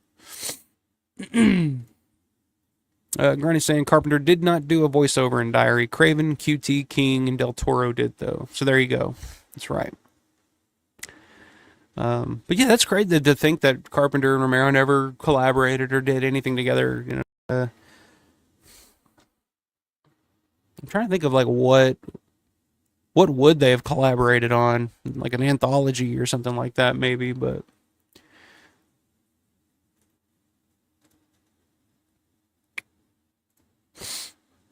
Ed saying I stood up and applauded after I watched the amusement park. Surprisingly good. I was crying, man. Like by the end of it, Lincoln Mizell at the end of that film is fucking heartbreaking. Just the way, and spoilers, if anybody hasn't seen it, I mean, it's not really something to be spoiled, but just the way he breaks down and cries because the end where he's just been discarded from everybody else in that park. Like nobody wants to deal with him. Nobody wants anything to do. He's been beaten and robbed and tossed around and thrown into fucking situations and ignored and everything. Like he's just there. Like nobody wants anything to do with him. Like there's a scene where he's on the ground after being beaten by a motorcycle gang or whatever, and he's just there on the ground, and people are just walking by, just looking at him like, what are you doing, old man? Like, get up. And then at the end, he comes across this family. It's a woman and her daughter's sitting there, and they're eating chicken, which is kind of funny because he's dressed like Colonel Sanders in the fucking movie, and he's sitting there eating a fucking chicken leg, and it's just kind of like, I wonder if they thought about that. I don't know. But he sits down, and the little girl comes and sits down next to him, and she has a book with her. And I think it's like The Three Little Bears or something like that. And she sits down next to Lincoln and asks, it's like, hey, will you read this? And Lincoln starts reading, and he just takes, it's like, oh my God, somebody cares. Somebody still cares that I'm still here. And it's this little girl. The little girl offers him a piece of chicken. He's eating the chicken. He's reading her this book, and she's just like, just it's a sweet, sweet moment. And then all of a sudden, the mom walks up and grabs the girl and says, "Get away from him. It's time to go." And drags the girl off. And he's like, "No, please, just let me finish the story. Just let me finish the story." And the mom's just ignoring him, and she drags the little girl off, and he's just left there alone again. And he just crumbles and breaks down. And it's fucking heartbreaking, especially the first time you see it, because like when I first watched that, like all I knew Lincoln Mizell from was Martin as Cuda, and of course Cuda and Martin is just like this emotionless, like I'm pretty much a villain in that movie, even though he's not really doing anything bad per se. I mean, unless you the mental torture of a teenager, I guess. But yeah, you just see Cuda in a whole different light, and then you see him in this movie, and you just feel so bad for him, and it's just a completely different type of performance. I was in tears. I'll say it. I was in tears at the end of that because I was just like, damn. It was kind of like seeing Tom Savini cry for the first time. The first time I watched Knight Riders, it was kind of like that. It was like, damn, I didn't expect to see Tom Savini, the Tom Savini. One of the most badass guys in the world. I never expected to see him break down. And then you see Lincoln Mizell just crumble there, and you're just like, oh, it hurts. Hurts to see. But yeah, I love it. I think it's great. I've watched it multiple times since then. Since then, Tarantino was a newsreader in Diary. Yeah. Tarantino. I love Stephen King in Diary of the Dead. Stephen King's little voiceover, because he's playing like this preacher. He's like, "Get on your fucking knees." You want to talk about overacting, and Stephen King talking about his overacting and whatnot in Creepshow, and kind of always holding that against George, kind of because George wanted him to play it like Wile E. Coyote and the Roadrunner, like type of thing, just over the top cartoonish. And here he is in Diary of the Dead doing this voiceover as this southern preacher, and he's just like, "Get on your fucking knees, get on your fucking knees," and you're just like, it's funny when you first hear it, and especially when you realize that it's Stephen King, you're like, holy shit, that's hilarious. Brian says would pay to be a fly on the wall when the Lutherans saw that for the first time. Yeah, really. I don't know what they were expecting. It's like you hired George A. Romero, the guy who did, which at the time, which is interesting, George really wasn't known for Night of the Living Dead, or at least he didn't play into it, or they didn't try to market him as that way. He didn't start doing that until Rubenstein came along and was smart enough to realize, like, hey, Night of the Living Dead's kind of a big thing. Like, you're the director of that. We should put that on every fucking poster, everything that you do. George A. Romero, the director of Night of the Living Dead. And that's, that they didn't really do that for the Crazies or Season of the Witch or anything. It was just, so, I mean, maybe they just thought of it like, oh, it's a job. It's a local filmmaker. He's done some stuff. He did, the little zombie movie, but he's also done some other things. We'll hire him, But yeah, I don't know what they were expecting, but I guess at the time he wasn't George A. Romero yet. He hadn't made that name for himself quite yet. So I guess that's the only excuse I could think of that they could have. But yeah, that would have been interesting. That would have been a fun screening to be at for sure. That's true. Yeah, that's right. Simon Pegg was also a newsreader in Diary. That's right. There's the man himself, John Vulo, says, okay, I'm here. What did I miss? You missed a little bit. We're just going over some of the news topics and stuff that have gone over the past few weeks. Dave James passing away. Did a little read up on that from the Night of the Living Dead Facebook page. We talked about the new Night of the Living Dead book that's coming out from Titan Books. Just touching up on some stuff that we missed over the past few weeks. So like I said, we did some busier streams over the past couple of weeks, so I kind of wanted to come on tonight and kind of tackle some of the latest news topics and stuff. So if you have any insight or any information on that new book or any, I don't know if you ever met or talked to Dave James before, but do you know anything about, I gotta bring John on here, just interview him and see if he has any information on this, but do you know if there's any footage from that TV interview, like the broadcast interview that he did on the set of Night of the Living Dead, from the photo where he's lighting Russo's cigarette? Does that footage exist anywhere that you know of, John? I would love to see that, but I don't think I've ever come across that before. But yeah. Mayor says, ever since I found out that Walmart bought the mall, this line has constantly been in my head. When there's no more room in retail, the dead will walk the earth. Yeah. Well, I forget who mentioned it in one of the comments earlier. Who was it? I think it was Cressy777 commented on a video about the mall and was talking about, online shopping's definitely played a role, but I do think just the shrinking middle class and just the economics of today are really playing a role in terms of like in-store, like the in-person shopping experience. I think it's that's kind of made, it's been a big hit, on that as well, if that made any sense. But but yeah, I've seen a lot of different stores closing here lately, like Big Lots. I know they filed for bankruptcy. I think there's been just a lot of those big type stores closing a lot of locations lately and filing for bankruptcy. I feel like I see stories like that all the time. I know J.C. Penney's at one point was struggling. I don't know where they're at right now. But yeah, I Forever 21, I think was another store that just filed for bankruptcy. So I just think it's not, the economy's not a good spot for not just shopping malls, but I mean, unless you're a Walmart or something like that. I mean, I don't really, I'm guessing you're probably struggling pretty heavily right now. So, I mean, it is what it is. we all kind of expected it. We all kind of knew it was going to happen eventually, but I just think I think it's just sad that the in-person shopping experience in itself is kind of going away at this point. But what can you do?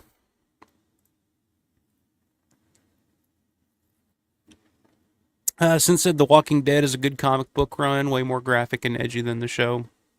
Yeah, I mean, I'm not saying it sucks or I'm not interested in reading it because I think it sucks or anything like that. I'm just not interested in comic books in general, really. Never have been. Like I said, I own a few, but it's mostly just Romero related stuff. But yeah, I've always heard that the fucking the Walking Dead comics were really, really good, really entertaining. Yeah. The mayor said also the only company that could ruin this mall would be the suckers with the bread to buy it. Pretty much. That's pretty fucking spot on, Sam. Granny says, I had a random Romero question. Okay. What do you know about Dead Time Stories that Romero hosted and I believe produced? Any thoughts on either volume and any insight on how George got involved with it? I don't know too much about it, to be honest with you. Like, I own both of them on DVD. I've seen them once. Like, I've watched them when they came out because it's George Romero. Like, I'll check it out and see. Wasn't anything that really knocked, to quote Rhodes, knocked my fucking socks off. But yeah, it does have a little intro. I think George is credited as maybe just an executive producer. He just has kind of that executive producer title on it. I know that there's quite a few people from Romero's inner circle that worked on it. Marty Schiff, I think, was a name that worked on it. I'm forgetting some, but there are some names attached to it. But I like I said, I watched it. I don't really remember anything about any of the stories or what the story that was. But I think those came out right around the time that George was doing like Diary and Survival, and George was just kind of a hot name at that time because zombies were kind of hot again, and George was kind of being heralded as the godfather of the modern zombie and stuff. So I mean, George during that time period, say what you want about his films or whatever, which, Land of the Dead, Diary of the Dead, Survival of the Dead, love or hate him, there's definitely faults, whatever, but George was kind of a pop culture name during that time period. I remember hearing George on like Opie and Anthony and stuff at one point. Like he did an interview on there. Like he was kind of everywhere at that time. So I'm sure, if I were guessing, I don't know for sure. I don't think he really had any kind of hands-on, really anything to do with those movies. I think it was probably more of like, okay, I'll put my name on it. They probably paid him to put his name on it, do a little intro or something for it, and he was like, I know some guys that are working on it. I'll do it fine. That would just be my guess, if nothing else. But yeah, I don't really remember too much about those. I mean, obviously, I wasn't too impressed. We'll just say that, but maybe it's one of those that I need to go back and rewatch. Maybe I'll do like a watch along or something one night when I got nothing else going on, nothing better to watch. Which I got a whole bunch of shit lined up that I still need to watch.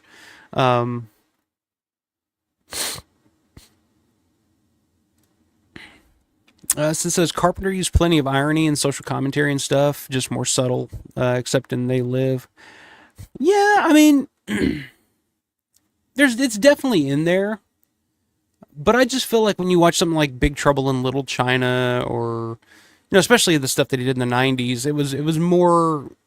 His films are more, like I said, they just feel like more people pleaser type of films than like if Romero does like I could never see John Carpenter doing a Jack's Wife or a Bruiser or something like that, where it's just like George wants to tell a personal little story that he wants to tell, and love it or hate it, it is what it is. And especially in the '90s, Carpenter kind of just became more of like a hired hand. He was just kind of like, all right, you're gonna do, whatever, Ghosts of Mars, or a lot of those vampires. Like, not that Vampires is terrible or anything. It's been years since I've seen it, but I don't remember hating it. It was just kind of like, oh, it's a new John Carpenter movie.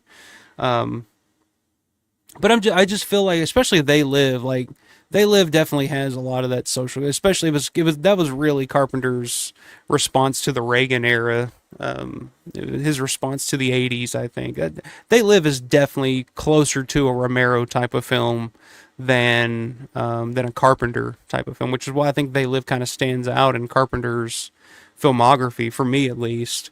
But stuff like, Halloween's definitely just Carpenter saying, we're gonna make a scary movie, like, and that's his one goal. We're gonna make a scary fucking movie, and mission accomplished. But yeah, there's definitely. I'm not saying Carpenter stuff is just dumb or anything. That's not what I'm getting at all. But I just feel like his movies are more about. He was more interested in making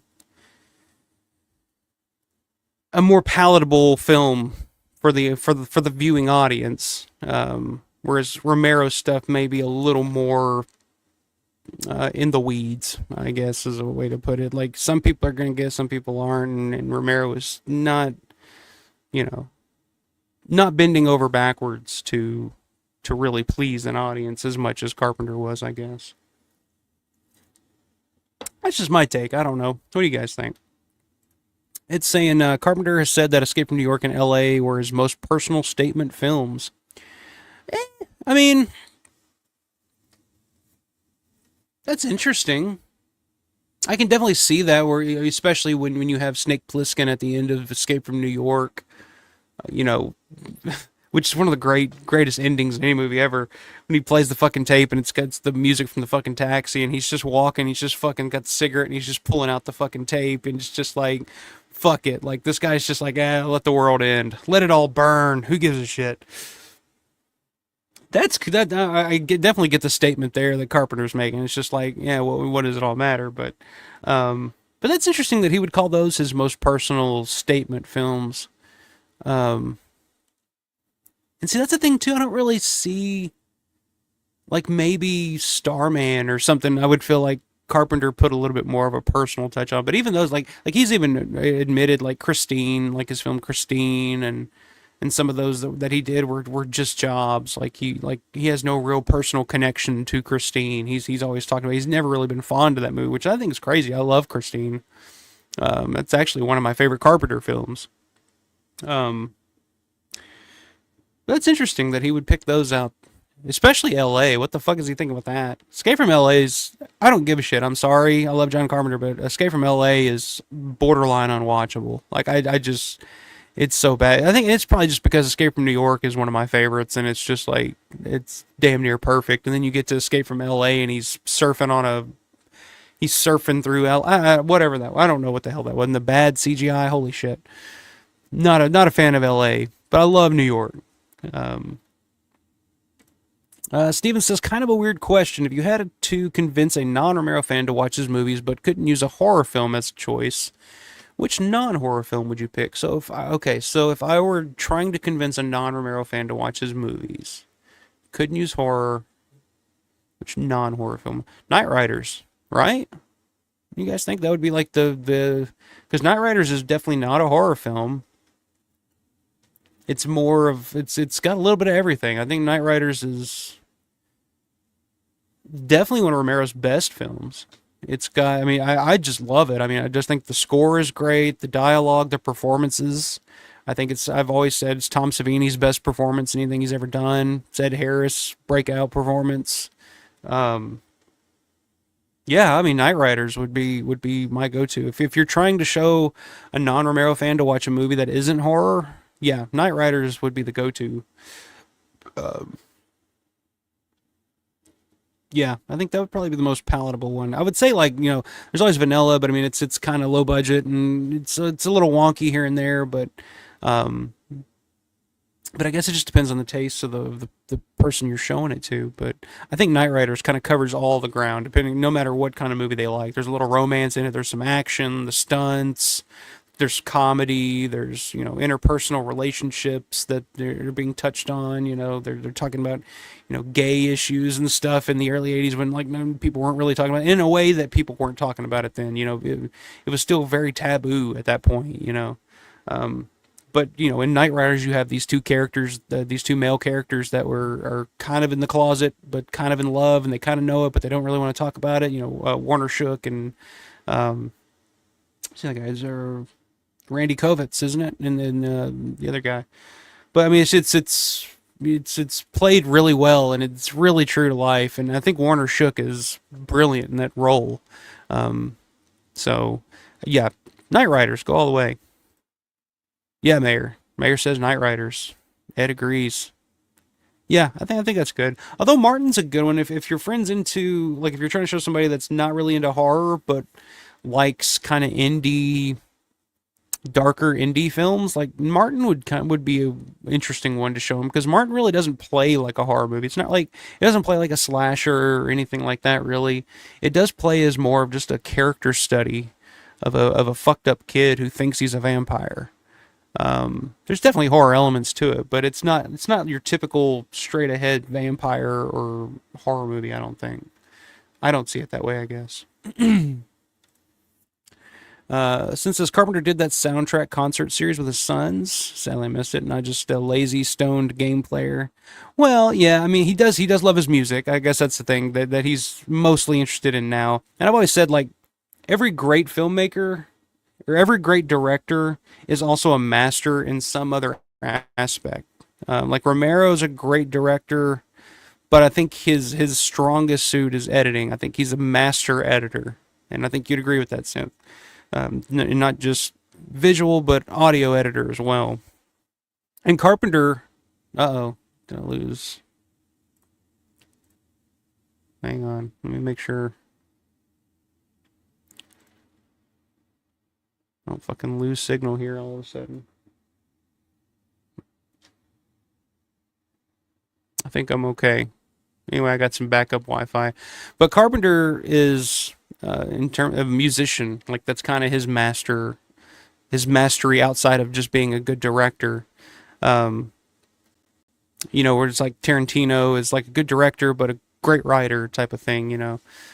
Same for like Kevin Smith. Rob Zombie is good director, but to me his strong point is visual, like his visual style. So I mean, Carpenter definitely still loves his music and doing that, but he said it on many occasions. I'm not just pulling this out of my ass. He said it on many occasions that he's not interested in doing anything. It's going to take a lot of money or something that he's really interested in doing to get him off of his couch, away from his Xbox. Like that's a quote from Carpenter. Like he just loves, and why not? At this point, you're fucking John Carpenter.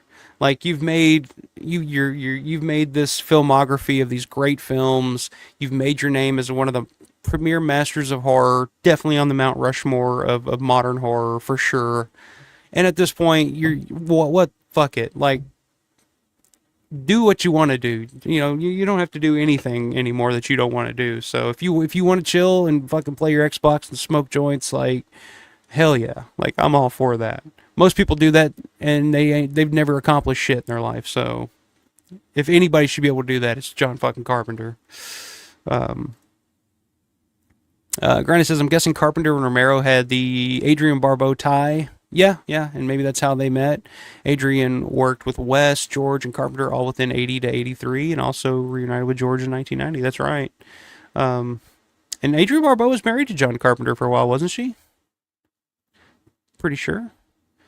Yeah.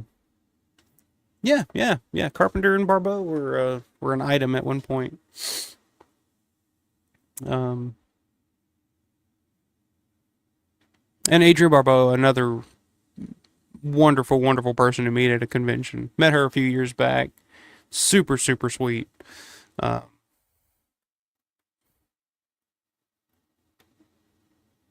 don't even remember what impression I did, but I'm glad it was spot on, Grande. Since says Tom Savini cried in Night Riders, and now he almost makes Signature Seekers cry at cons. Yeah. He's basically turned into King Billy when the kid comes up to him and is like, "Can you sign my book, mister?" He's like, "Fuck off, kid." And like I don't want to speak too ill of Tom Savini.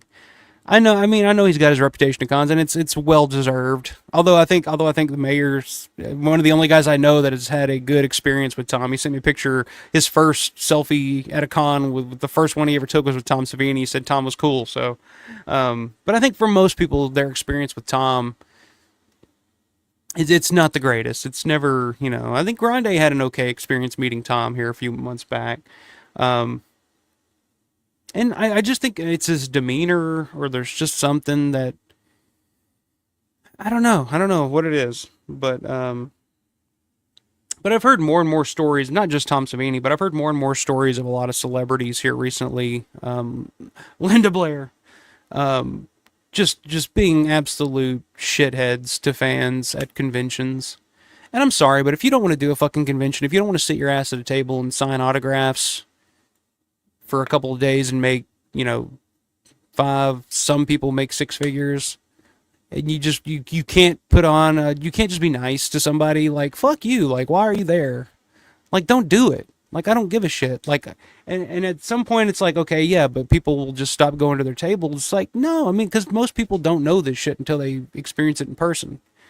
But that shit just kind of gets on my nerves. I keep seeing stuff like that because I know Horror Hound was just a couple of weeks ago in Cincinnati, and kept hearing some stories about people's experiences with Linda Blair and a couple others I can't remember off the top of my head. But it's just like, in what reality? Like, you're literally, people are taking time, literally taking vacation time that they earned at work, where they could go and take a fucking vacation to the mountains or the ocean or wherever. They could go anywhere they want. And they've decided to take this time off from work and use their time off and travel and spend money, hard-earned money, like a lot of fucking money now at these conventions, and spend money to just stand in line for hours at a time just to meet you for 30 seconds, a minute, 2 minutes, whatever it is. Just to meet you, say hi. It's a fucking peak of their life, a lot of these people. Like, for a lot of these people, it's like a big moment for them. And I've been there. Like, meeting George was a big moment in my life, and if he would have been a complete dick to me when I met him, like, it would have shattered me. Like, I don't know how I would have fucking taken it. But if you can't just be fucking decent to people for a weekend who are literally paying you to sign your fucking name on a picture, like, fuck you. Like, don't do it anymore. Like who do you think you are? Like, I don't give a fuck if you're Linda Blair or whoever. Like, that shit just pisses me off. Like, it gets on my nerves. Like, it's uncalled for. There's no reason for it. And I know I'm kind of going off on a tangent here, and I apologize. I'm preparing for my stream with Grande. I'm doing a Grande promo right now. But I was just thinking that the other day, and I was just like, fuck all these people that do this shit. Like, Jesus Christ. Like, literally, people are paying you ridiculous prices just to meet you and have you sign something, and you just you want to treat people that way. Like, I don't know. Sorry, I didn't mean to go off, but you mentioned Tom Savini, and it just reminded me the other day when I was just sitting there reading people on Facebook talking about horrible experiences that they've had with certain celebrities, and I'm just like Jesus Christ, like, if I don't know. Maybe I'm not in their shoes. I don't know. Maybe they don't have time for that shit. They're just there to make a buck and whatever. But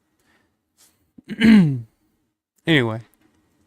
John says, on the book, you'll see my name in it. Very cool. Yeah, I'm looking forward to that book because I know that the author's kind of working hand in hand with Image 10 and everybody over there, so I know that there's going to be some pretty cool,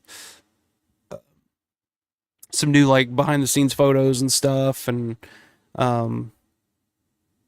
the information. I'm looking forward to checking it out. I think it'll be a really interesting read, so...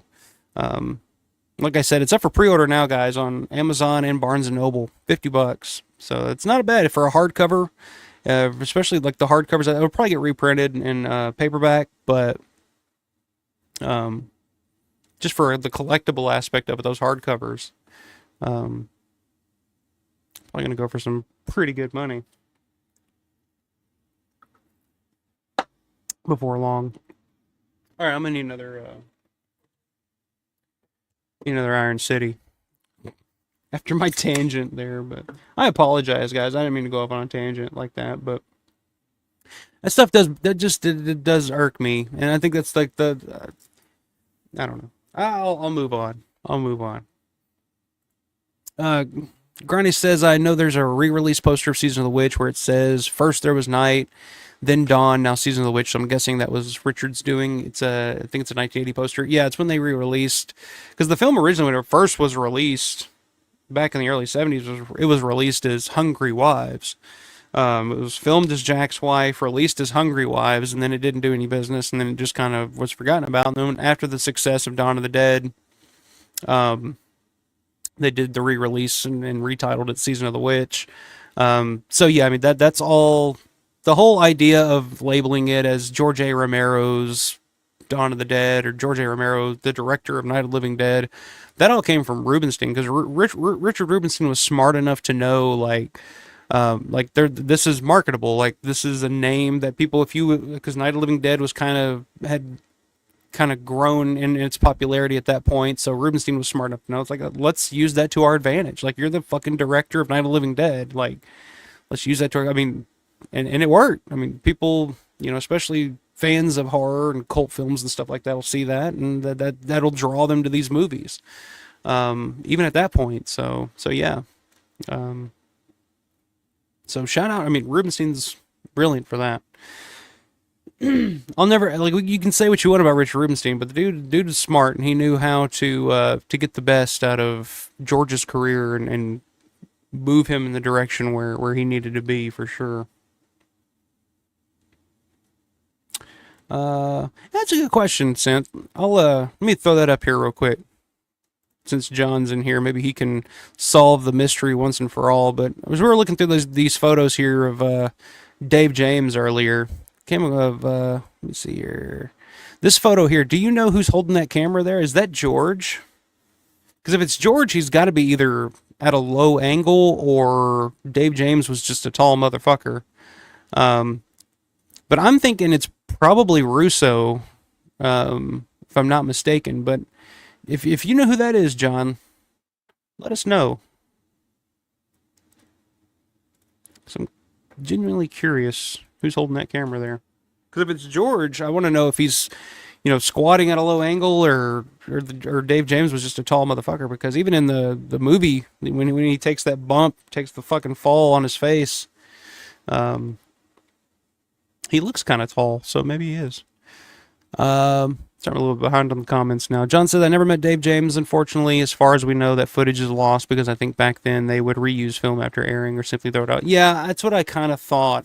Because I know they used to do that with videotapes, because Cornette's always talked about on his podcast, all the Memphis tapes back in the day, that they would record, air it, and then after the airing, they would use that same tape to record the next show. And so a lot of that stuff was, unless you were recording it off of the TV or something, a lot of that shit's lost, so I was kind of thinking that that's probably what the case was with that, but I wasn't sure. So that kind of sucks, if that is what happened to it.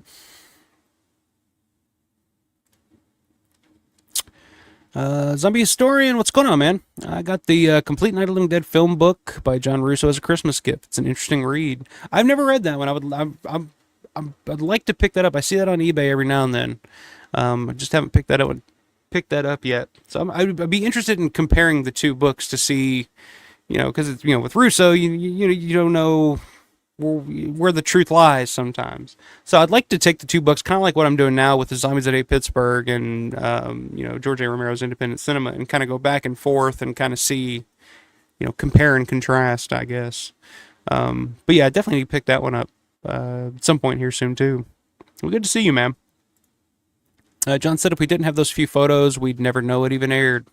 That's true. Yeah, that's true. Because like I said, I don't think I've ever seen it anywhere. Although I don't know. I feel like I remember Larry posting something from behind the scenes in Night of the Living Dead from that time period. Something to do with that, but I can't remember exactly what the hell it was, but I could be mistaken.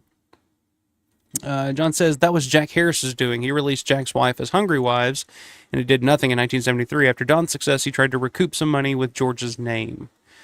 So there you go. That's probably the case there with Season of the Witch, since that was not a Rubinstein product. But Rubinstein was the first one to put George's name above the title as a selling point. because if you look at the poster art for like The Affair or the Crazies, like it doesn't say, like it just says Lee Hessel presents, or Lee Hessel presents. They didn't really use George's name as a selling point at that time.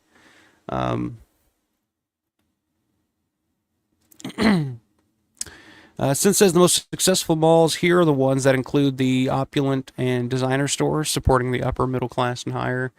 Yeah. I mean, there's still some of those around. Like the mall here in Evansville is not doing too bad. They're not like that. They're still a pretty middle class type of mall. So I mean, it's still doing okay. Um, but yeah, a lot of the malls. That's why I was kind of hoping like that's what would happen with Monroeville Mall, is that it would, if anything, if it has to transform into anything, maybe it would be a little bit more of a higher scale mall or whatnot. But because there's some around here like Green Hills Mall in Nashville is kind of like that. It's kind of the more bougie mall, and I think it's doing perfectly fine. So that tells you the state of our economy. It's a good sign right there. John says, Zombie Historian, the new Night book will be the new standard. Russo's book has issues, plus the members of Image 10 never got a dime from it because it was copyrighted under Russo's name. There you go. Yeah, I always kind of figured that was the case. Yeah.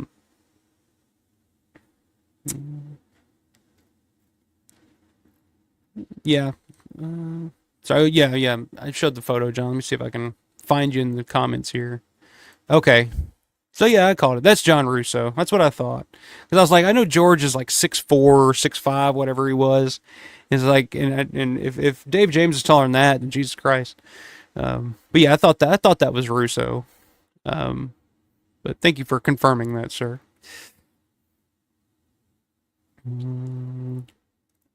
Yeah, I remember listening to that. It's on. I think it was, if it's not still on there. But yeah, George, it's an interview that they did with George, and I remember listening to that and just getting really, really heated because they kept asking George questions about the remake of Dawn of the Dead, and George would be like, "I don't know, guys, I didn't do that one. That ain't mine." And they're like, "Oh, okay. Well, I like the scene where they're shooting Jay Leno and all this shit." And he's like, "Oh, yeah, that was funny, but that wasn't me. That wasn't me." So I don't think they really knew who the fuck he was. They just knew his name and were kind of, I don't know. It was a weird interview. It's definitely not one of my favorites to go back and listen to. But yeah, I remember listening to that. It was an interview that they did with him. I can't remember the year, but it would have been like late 2000s, probably 2007, 8, maybe. I think he was probably promoting Diary or Survival or something, probably. So it'd have been that time period. Big Trouble is a living comic book. Yeah, I don't get me wrong. I love Big Trouble in Little China too. That's a fun party movie to watch when you got a bunch of guys over and you're drunk. And you want to watch something? Put on, Big Trouble in Little China. Yeah, Escape from LA is terrible. Can't do it. Landrum says, I'm partial to Vanilla, but Night Riders would probably speak more to a non-Romero fan to get them on board. Yeah. I agree with that. Like I said, Night Riders just has a little bit of everything. A little bit of action, some romance, some interpersonal relationships, the dialogue, performances. I just think it's, I think there's an argument to be made, honestly, that it's Romero's best film. Like, just where everything just seems to click.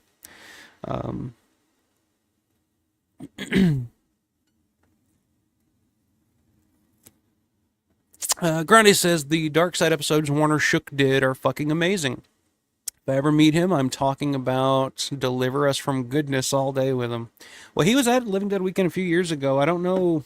There's a chance he may do it. I think he's represented, if I'm not mistaken, I think he probably does conventions on whether or not Christine Romero is going to be there or not, because I know they're still pretty good friends. But I feel like I remember him. Is he one that's represented by Serenella?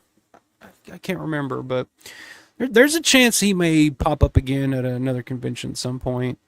But I've only seen him, met him once at that Living Dead weekend. I think it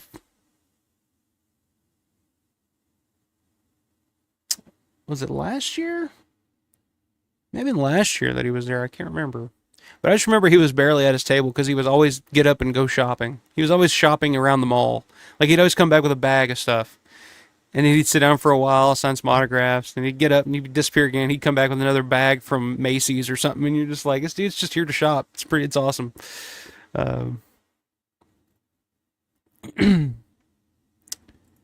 What's up, Robert? Robert Harbert's the second's in the house. Hello, all. Can't watch live, unfortunately. I'm at work. Just want to say hello and have a good night. I'll watch tomorrow. Well, no worries, man. Thank you for stopping in, saying hello, man. It's always good to see you.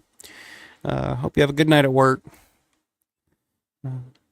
Hope it goes by fast. I'll just say that. Since it's true, better to retire before you become a guy, just phoning it in. Yeah.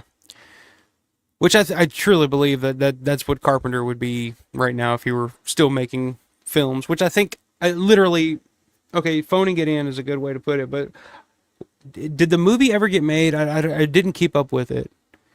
Did it ever get made, whatever the hell it was, a movie, TV show, whatever the hell it was, where Carpenter was literally going to direct it on Skype, where he would just, at his home, on his couch, directing this movie via Skype or whatever? Like, that was a thing. Like, that was a real thing that I remember hearing not that long ago. So I don't know if it's still in the process of being made or whether it was made. Yeah. So that's... But, again, John's probably just like, fuck it, if you're going to pay me to do it, whatever. Like, yeah, I'll direct your movie from my home. I'll literally phone it in. I will literally phone it in.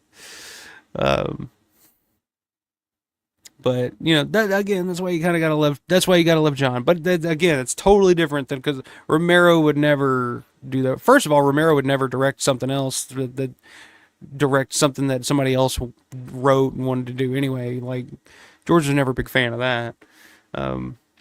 But again, that's John for you. That's Carpenter. Gotta love it. Yeah, I thought they were married. Grande. Zombie Storm says it's cool that Carpenter did the intro to the band Gunship song Tech Noir. I'll have to check that out. I've never heard that. I've listened to a lot of Carpenter's newer stuff, the stuff that he does with his son, a lot of his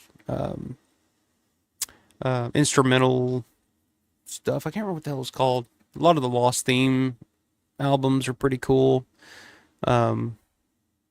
What's that one? There's one song that he did not too long ago. It's an original piece that I think is really, really good, and you can totally hear it in a movie. I'm surprised it hasn't been used for something yet, and maybe it has, I just haven't known, but... Mayor says, I've been hearing those horror stories about Linda Blair for years and years. Yeah, I've heard stories too, but like, I've heard stories where she's not as interested in talking about her movie career as much as she's interested in talking about, like, dogs and shit, which is totally fine. That's cool. Jeannie Jeffries is kind of like that. Jeannie loves, like, go up to Jeannie Jeffries and talk to her about, you know, animals and what is it? She's big into raccoons, isn't it? Isn't that her big thing? But she's so nice, so cool, and she'll talk to you about the movies and sign whatever you got and give you all this extra shit. Like, she gave me so much extra shit, just like, oh, here's a photo, take this. Like, oh, it's so cool to meet you. But just to be like, just dismissive and just say, like, I don't want to talk about that fucking shit. I'll only talk to you if you want to talk about what I want to talk about. It's like, you know, take that shit on the arches, go on somewhere. Rise above the hate. Yeah, I'm trying. Mayor says I was probably lucky with Savini. I got him in the first 20 minutes of the con. Might have been a different story if it was later. That's true, too. I'm sure he's, you know... Because I feel like Tom... Also, a lot of times at conventions, I see Tom walking around going to booths and stuff and going to the vendors. I feel like Tom just kind of wants to get up and explore. Because, I mean, he's a collector and loves buying shit, too. So, I remember seeing him at the Trauma table. Lloyd Kaufman at Horror Hound one year, and he was just there at the Trauma table with just like a stack of fucking Blu-rays that he was buying from the table, and he was just going, just looking. I was just like, that's pretty fucking cool, actually. Synth says Linda Blair has no reason to cop an attitude. She did Roller Boogie and Savage Streets. Yeah, really. I mean, some of the stuff like, the fact that you did Exorcist is like, you should just thank your lucky stars every day that you did something as great as The Exorcist. But yeah, she did a lot of questionable stuff after that, for sure. Bonnie says Savini may have been a bit short. I don't know, but I know I was super intimidated and tongue-tied. Yeah, I was probably a little bit like that too the first time I met him. But at the same time, it's like if you're the best kind of guest to meet at a convention, we'll know how to disarm that. We'll know how, because like perfect example would be like a Lori Cardille. Like when you meet Lori, she's the best at just like making you comfortable talking to her. Because I'm sure a lot of people get just like, yeah, I've been there. Trust me. I mean, first time I met Mike Gornick, I was just like, oh, but humana. Like I don't know what to say. Like you're Mike Gornick. Like you're Romero's eyes. You know, and but he was just like, he was super nice. He was just like, oh wow, okay, that's cool, yeah. But Lori's probably the best I've ever seen it. Just like if somebody's just kind of stuttering or a little nervous around her, she asks you questions. She gets you comfortable around her, as opposed to you trying to make her comfortable around you, which feels like the case a lot of the times when you meet people at conventions. You're trying not to come off as like a weirdo or something, I guess.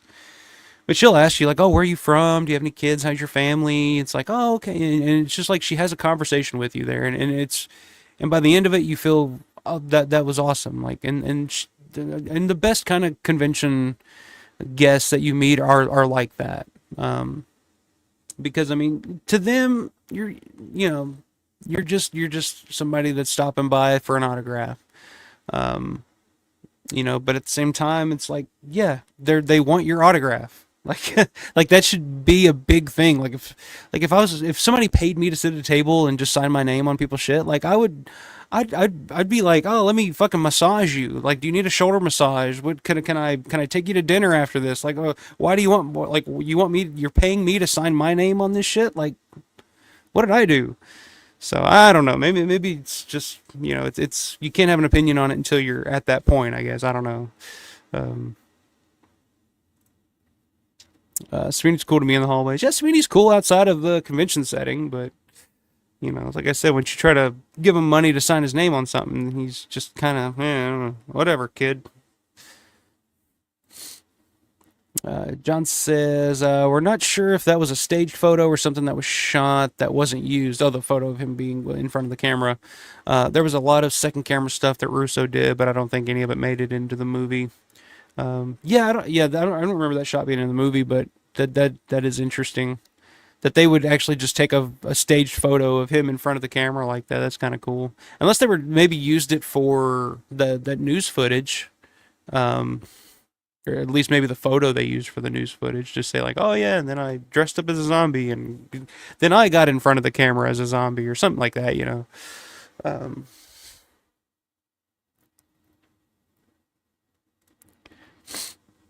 And by the way, Image 10 also owns the rights to Russo's Night novelization and film book. So did Russo, because I know Russo sold his interest in Night of the Living Dead, or his part of Image 10. I know he's not a part of that anymore. I guess that was all a part of that too.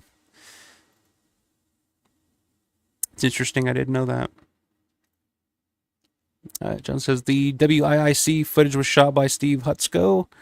I think a VHS copy was in Bill Cardill's possession, which thank God he saved. I believe Jim or Jeff Carney found that for Autopsy of the Dead in 2009. That's one thing. I have not seen Autopsy of the Dead yet. I just purchased it on eBay just the other day, so I'm looking forward to finally getting that and finally watching that, because I'm planning on doing a stream coming up soon, which is an idea from a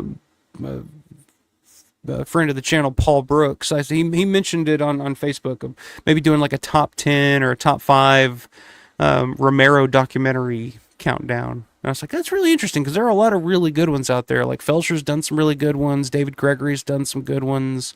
And I really never thought of it, but I think it'd be fun to kind of sit down and try to whittle down, like, what are the best Romero-related documentaries out there, and kind of talk about those. So yeah, that's definitely a must-see. If I'm doing a stream like that, I have to see Autopsy of the Dead first, but... it says music-related programs are top of the list as far as recording over film/tape stock. As a tape collector, it's such a lifelong headache. Footage from the Beatles to Black Sabbath are just gone. Yeah, that's interesting. So footage from the Beatles to Black Sabbath are just gone. That sucks. But I do that all the time. I look back on like a lot of those VHS tapes that I used to record back in the day, and I'd give anything to go back and have some of that stuff back. But at the time, I'm just like, oh well, I bought this on, I bought the actual VHS of this now, so I can record over it. But again, it's like you go back and you're like, shit. I wish I just would have had like, just for nostalgia's sake, I guess. Watching the USA Network version of Day of the Dead, or the Sci-Fi Channel network of Day of the Dead. I used to have that on VHS just because it was like, hey, it's on, I'm going to record it. I've recorded over that. But luckily Larry's got it on his channel now, so it's available out there for people to watch. Romero Q&A from 2008. Is that Opie and Anthony 2008? There you go. So there's the link to it, guys, if you want to check that out. Like I said, it's not one of my favorite interviews. I just thought it was a weird. I think it was probably like for their Halloween episode, if I remember correctly. But I always thought that was a weird thing where they were George A. Romero's on Opie and Anthony one day.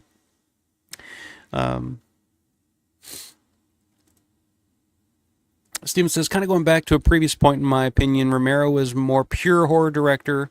Not that Carpenter wasn't a major influence on the art form, but I believe he was more scattershot. Yeah, Carpenter was given more of an opportunity to do more because he started out, well, first of all, Romero was kind of always tied to the zombie genre. It was kind of tied to, being the zombie guy. Whereas John Carpenter, yeah, I guess his big breakout was Halloween, I guess, but he wasn't really known as the Halloween guy after a while, because he did so many other things. He was able to branch out into a lot of different genres. From Assault on Precinct 13, he did like Elvis, the biopic, Starman, like he did a lot of non-horror stuff. Escape from New York's kind of just an action film.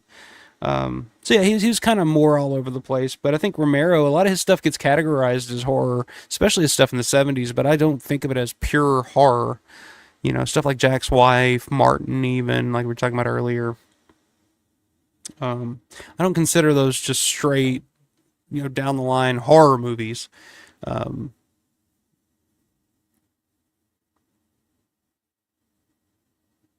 Ooh. Interesting. I've been watching something on eBay all day, so I'm kind of keeping an eye on it. The bidding is about over. I was just curious to see how high it's going to go. I might put in a bid here live on the stream.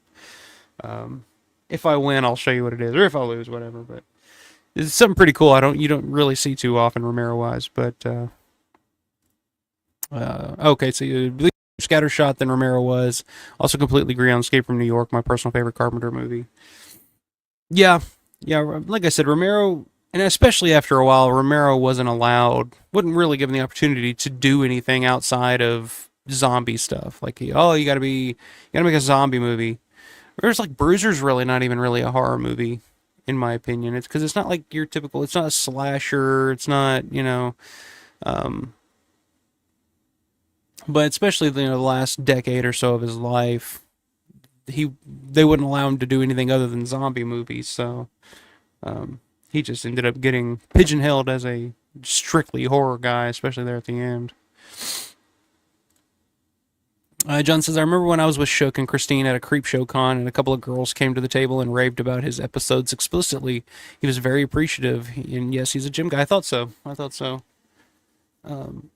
love to have him back at a Living Dead weekend. So I didn't really get to talk to him or really get to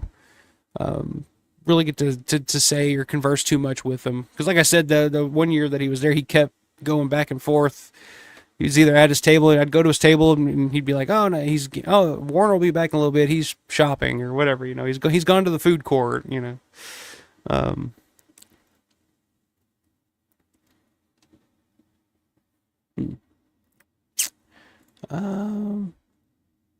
See, since saying Night Riders for sure, saw it as a kid in the theater before I knew who Romero was, and I loved it. That's definitely a good one for like kids, for like boys. If you want to watch guys getting flung off motorcycles and shit, I mean that's pretty cool. I mean that'd be, I don't know about now. I don't know what the hell kids are into now. Although my daughter's, her new obsession is Evil Dead 2, actually. But yeah, I don't know about what kids are now, but like if I would have saw that when I was a kid, like that would have been like riding, like because we were all about like riding our bikes and shit. Like we'd have been out in the fucking yard, like me and my cousins and shit. We'd be playing Night Riders out in the front yard after we saw that movie. We'd be fucking jousting on our fucking bicycles after seeing that. So that's definitely a good one to show a kid too, I guess. Like I said, I don't know about now. I don't know what kids are watching now. Lucas was phoning it in. Those green screen Star Wars prequels, yeah. I respect George Lucas, but I've just never been a huge Star Wars guy. I've never understood it. Like I know I've seen the first three, and I was like, they're good, they're fine movies, but they're not like groundbreaking to me. But again, I just didn't grow up with it. It wasn't something that I didn't see anything Star Wars until I was in my 20s, until I started dating someone who was a really big Star Wars fan. And she made me watch them, and I was just like, yeah, they're good movies, but like I don't get why everybody's doing backflips over them. Like, that's just me. I don't know, my personal taste. Hey, what's up, Jeff? Down is up. So we got a name. We got a name attached to you now, man. Hey, everyone. I hope everyone had a great weekend. Michael, I hope you and your family are well. Thank you very much, man. We're doing very good. Survived the storms tonight, so. Which speaking of, I need to text Will, make sure he's all right, because I haven't even checked the weather. I don't know what the hell just blew through Bowling Green. But yeah, good to see you, man. John says, yeah, Russo sold everything. I suppose he really needed money. Well, yeah, I saw recently he was selling, what was it, 100 autographs for $10 a piece or something like that. I was like, damn. Then I realized, I was like, yeah, it is tax season, I guess. So, speaking of, I need to do mine. Not looking forward to that. Since the Savini is just imitating W.C. Fields, get away from me, kid. You bother me. Yeah. Yeah, maybe he is a big W.C. Fields fan. John says, I think Autopsy is probably the best one. It was also the first time I ever saw color photos of Night. Oh, how far we've come. Yes, sir. I bought that before I even knew Jim. Well, see, that's one that I always see. I've always seen it like Living Dead Weekend stuff on the tables, and I know they have it at the Living Dead Museum, but I've always just been like, oh, I'll get it later, and just never have. And then finally, I was like, I found it I made a dude an offer on eBay. I was like, I'll take this off your hands for this amount. And he was like, all right, you can have it. So finally, I'm going to get a chance to see it. I'm looking forward to finally getting a chance to watch it. I kept all my tapes, hundreds, have quite a bit of USA Network tapes on YouTube. Yeah, I envy that. That's why I'm fascinated by your channel, man. Because I used to have so much shit like that too, but they either got lost to time, thrown away, or I recorded over them with some other shit. A lot of wrestling stuff. Like I used to record all the wrestling pay-per-views, every episode of Raw, Nitro, SmackDown. I used to have it all. And then over the years, it's disappeared, or it's been recorded over, or who knows. But I wish I would have kept all of my VHS collections and shit back in the day. But it sucks to think about. And I think that's probably what happened to that when I was mentioning the John Lydon, Johnny Rotten intro to Dawn of the Dead from IFC back in the day. Like I would love to go watch that again. I know it. I used to have that on VHS somewhere. But I've either recorded over it or I've just lost it. It's gone. I don't know what the hell ever happened to it. And like I said, it was probably one of those situations where I finally did buy Dawn of the Dead on VHS or whatever. So I was like, I don't need this version anymore. I have the real version. But now I'd give anything to go back and watch that original IFC airing of that again, just for my own nostalgic purposes. Let's see. Since says thanks for the Autopsy heads up. Just found one on eBay as well. Kept forgetting to get it. Yeah, I found there were a couple on there. not bad prices either. I actually went to which surprised, but because that movie came out 2008, whatever you said it was. I actually went to the official website for Autopsy to try to buy the DVD from them, but if you click the buy now thing on the actual website, it doesn't exist anymore. So I was like, yeah, I should have figured that. John says, I actually rewatched My Uncle John is a Zombie, and believe it or not, I had a mutual friend that was in it. Just watched that and Dawn and tell me who was really the force behind Night. Well, yeah, I mean, yeah. Although, isn't Russ Strider, Russ is in that. He played, what is he, like a preacher or something in that? Yeah, I mean, look, there's no debate coming from me between who's the power, the force behind Night. Um, but Midnight's not the worst thing ever. You gotta admit that. Come on. Midnight's not terrible.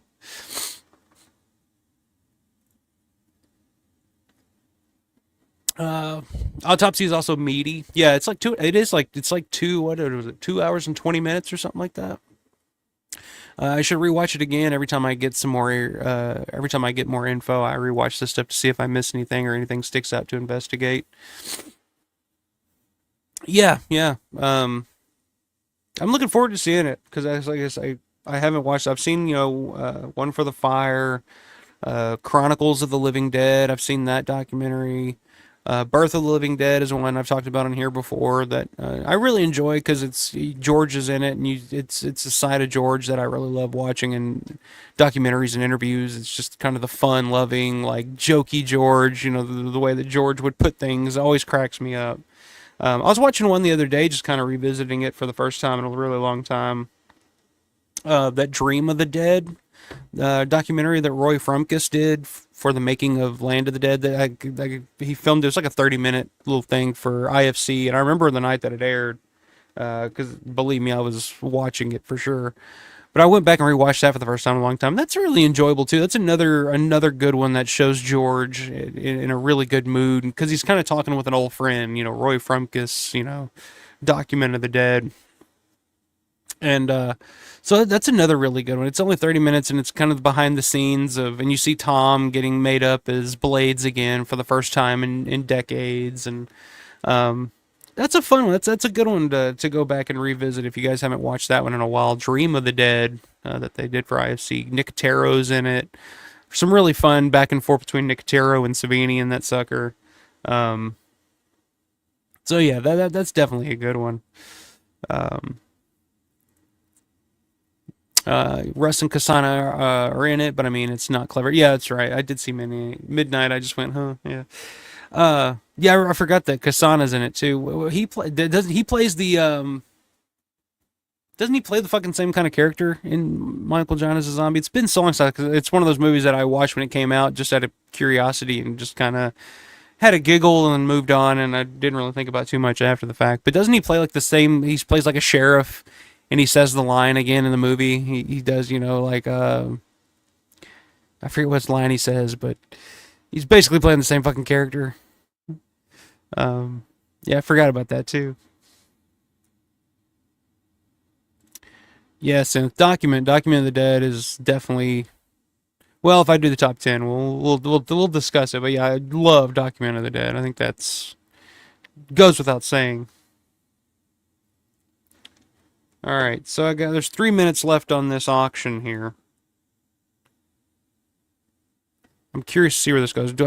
Should I put in an offer on this? Should I put in a bid on this? I've really been not buying much lately in terms of eBay and collection and shit like that because Living Dead Weekend's coming up and I'm trying to save a little money for that. But this is something pretty cool that I don't think I've ever seen before. It's a Night of the Living Dead related thing. If anybody else is watching this right now on eBay, there's about 3 minutes left on this auction. If anybody knows what I'm talking about. But I don't want to stooge myself off in case anybody else is watching that's watching this as well. They're going to try to outbid me. I don't know. Maybe I'll throw in a bid here.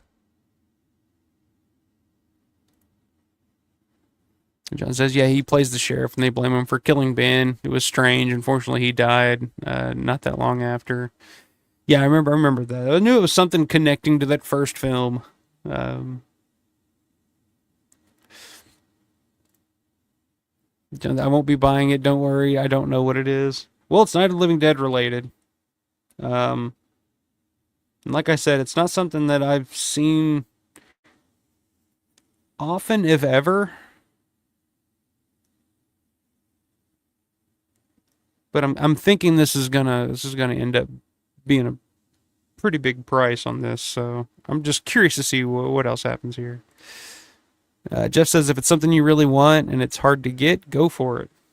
Well, see, like you're the little devil on my shoulder that I don't need to hear a lot of time, because a lot of the times that's my mentality. It's like, man, I really want this and it's kind of hard to get.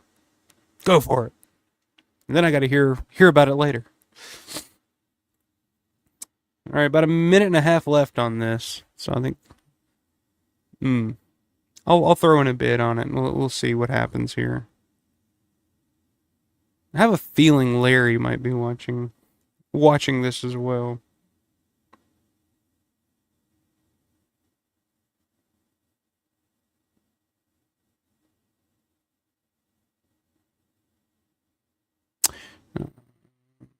I know this is exciting. It's about a minute left. Let me see if anybody else puts in any bids here in this last minute. It said someone isn't selling some old cigarette butts from Georgia. I mean, if they were, I'd be bidding on them. You better fucking believe that. I'm surprised you haven't seen shit like that on eBay yet. Especially as much as that man smokes. Somebody at a con or something had to go pick one of the motherfuckers up and start putting them back. I'm surprised nobody has, made an art piece out of them yet and is selling them at conventions. They do with everything else.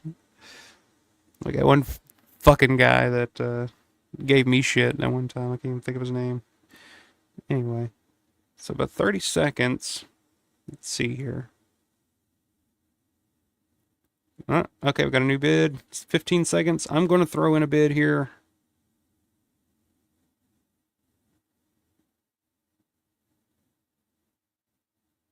Because I just sold some shit, so I can justify it. No, didn't win it.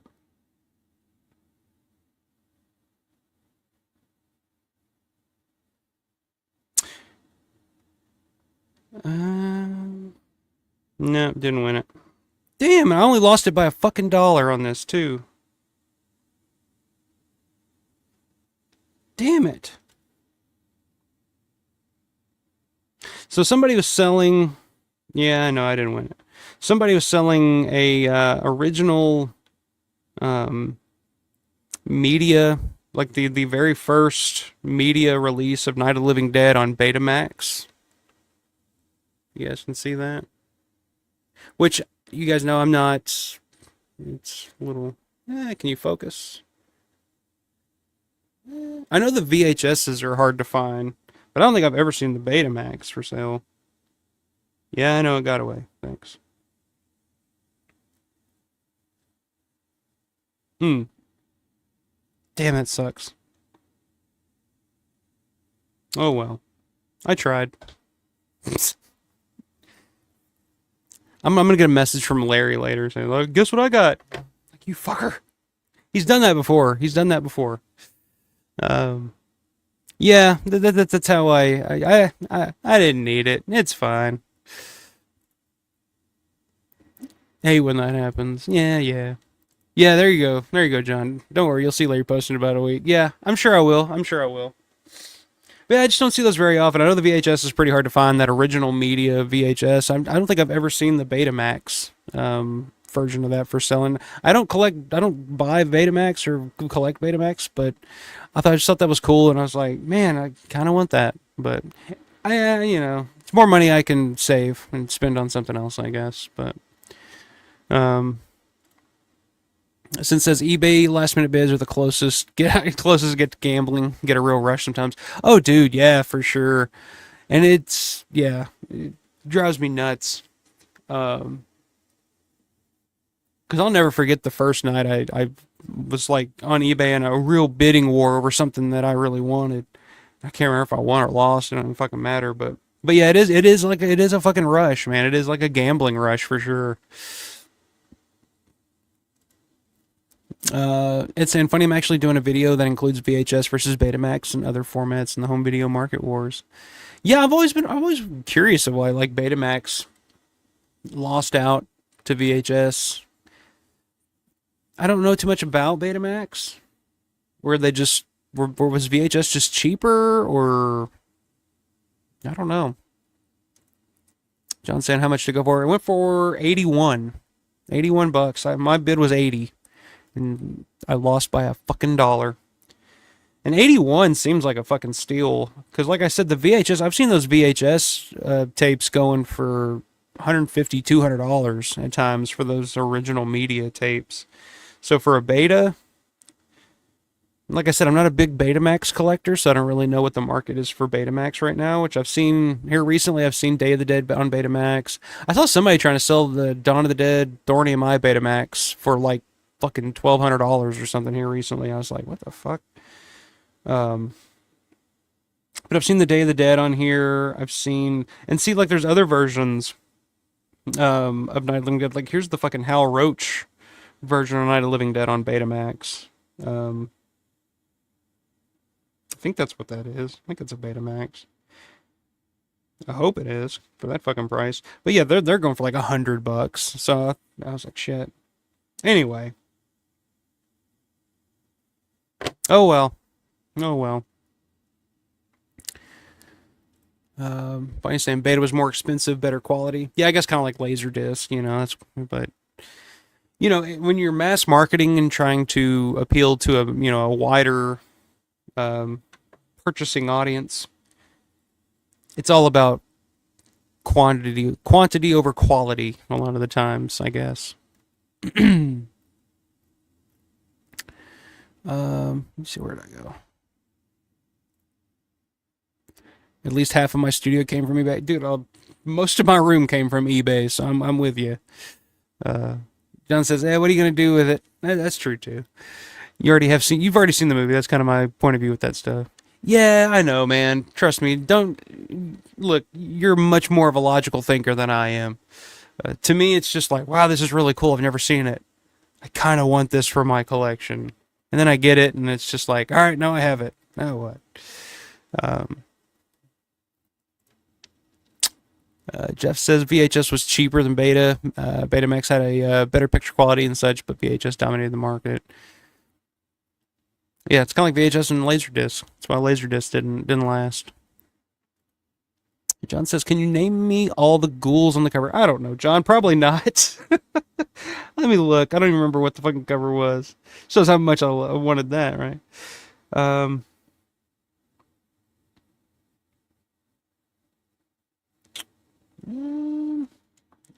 Hold on. I can't really tell who any of these fuckers are.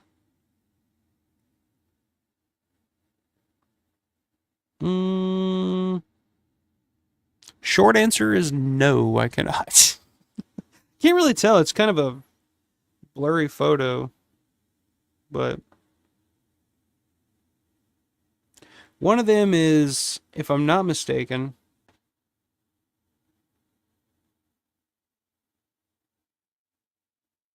no,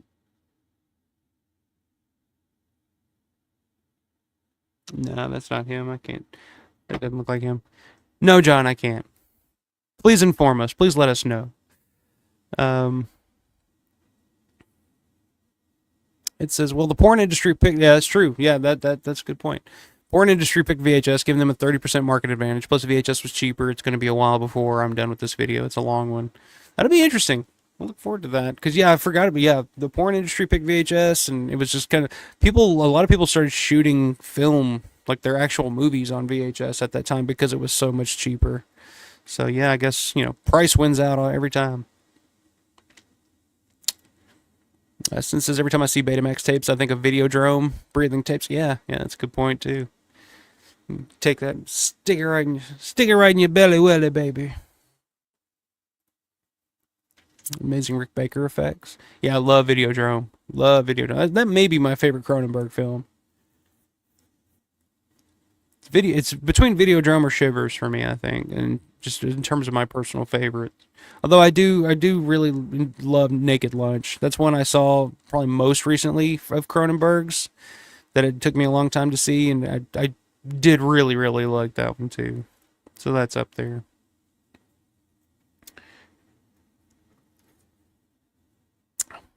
Aha!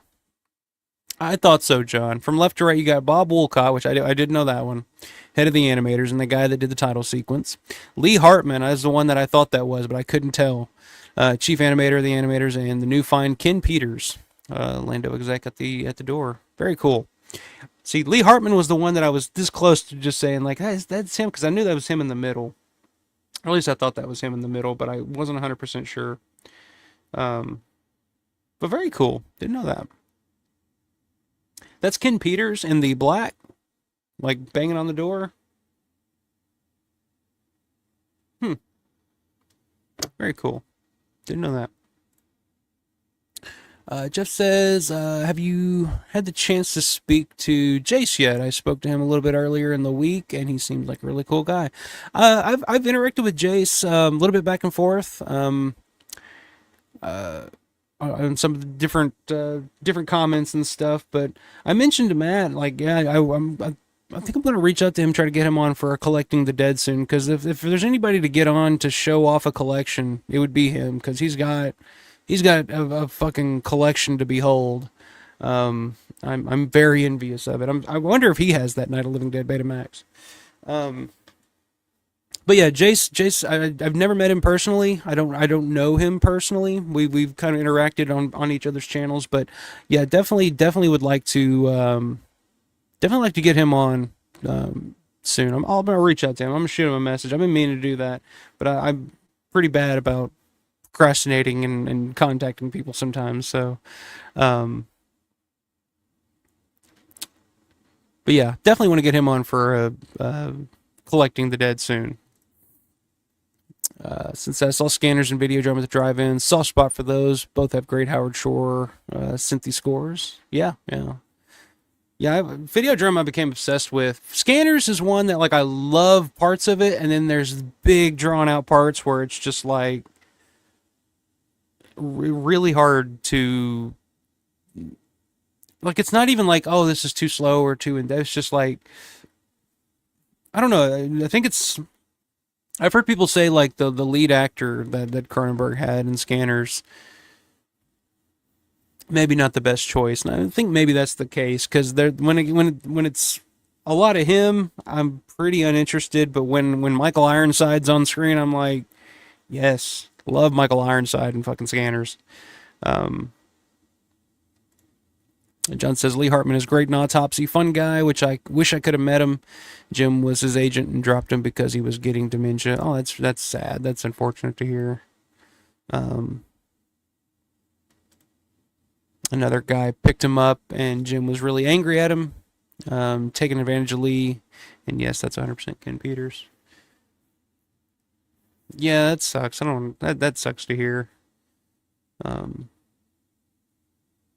Ken's another one that, because Ken's still alive, right? Ken's still with us. That's one I'd like to meet. Yeah. Ken's the guy, because I love his scene in fucking Jack's Wife, the opening scene where he's like, et cetera, and you should really try the et cetera, you got to get with it, Love that scene. I know he was at a Living Dead weekend on one of the Evan City shows a couple of years back, but I didn't get a chance to meet him. But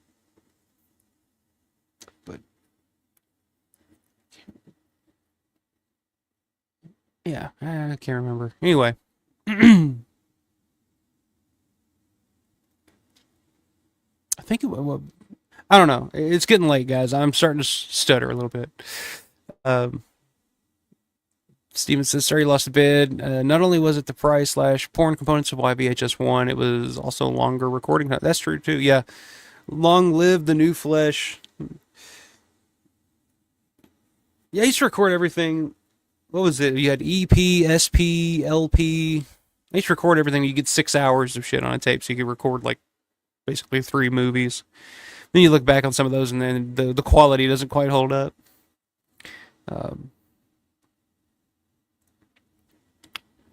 John says, I emailed Ken last year about some news articles I found. I re-emailed him a couple of times asking for a bio and haven't heard back. Hope he's okay. That's interesting. I'm surprised. Because it seemed like... Because like I said, he was just at Livington Weekend a couple years ago. But yeah, I do hope he's alright. Yeah, SLP. That's what it was. EP. Extended Play. There you go. Alright, guys. It's been a fun one. Like I said, I will be back this Thursday.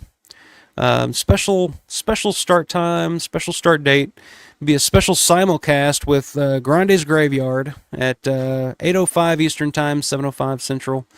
We'll be live here on the Alfa Romero channel as well as Grande's Graveyard channel as well. And it should be a fun one. It's going to be a different kind of show, and looking forward to it. Hopefully it works out as well as we're hoping that it does. But I always look forward to hanging out with Grande and chopping it up, talking some horror movies with him. But appreciate you guys in the chat as always. If you're watching for the first time, make sure you subscribe to the channel, hit that like button, notifications bell, all that fun stuff. Shop.alfaromero.store, check that out. Right now, I gotta say, like, just to put TeePublic over for a little bit, like, check it out. Even if you don't check out my shit, buy TeePublic's the way to go. You can pick your style of shirt, you can pick color, you can customize your own t-shirts for $16 a shirt. I know typically it's like 22, 23, whatnot, but they're always on sale, guys. There's always a fucking sale at TeePublic. So you can go to my store, shop.alfaromero.store, check out the designs, typically $16. You can't beat it now, because I see stores and shit all the time, like a lot of these other places. It's like $33, $34, $35 a shirt. Like, forget about it. I can't do that anymore. So TeePublic, that's the way to go, guys. But yeah, check it out. Shop.alfaromero.store. But yeah, like I said, I'll be back on Thursday. Short week, but should be a fun one. Looking forward to it. But until then, you guys have a great rest of the night, great rest of the week, and as always, stay scared.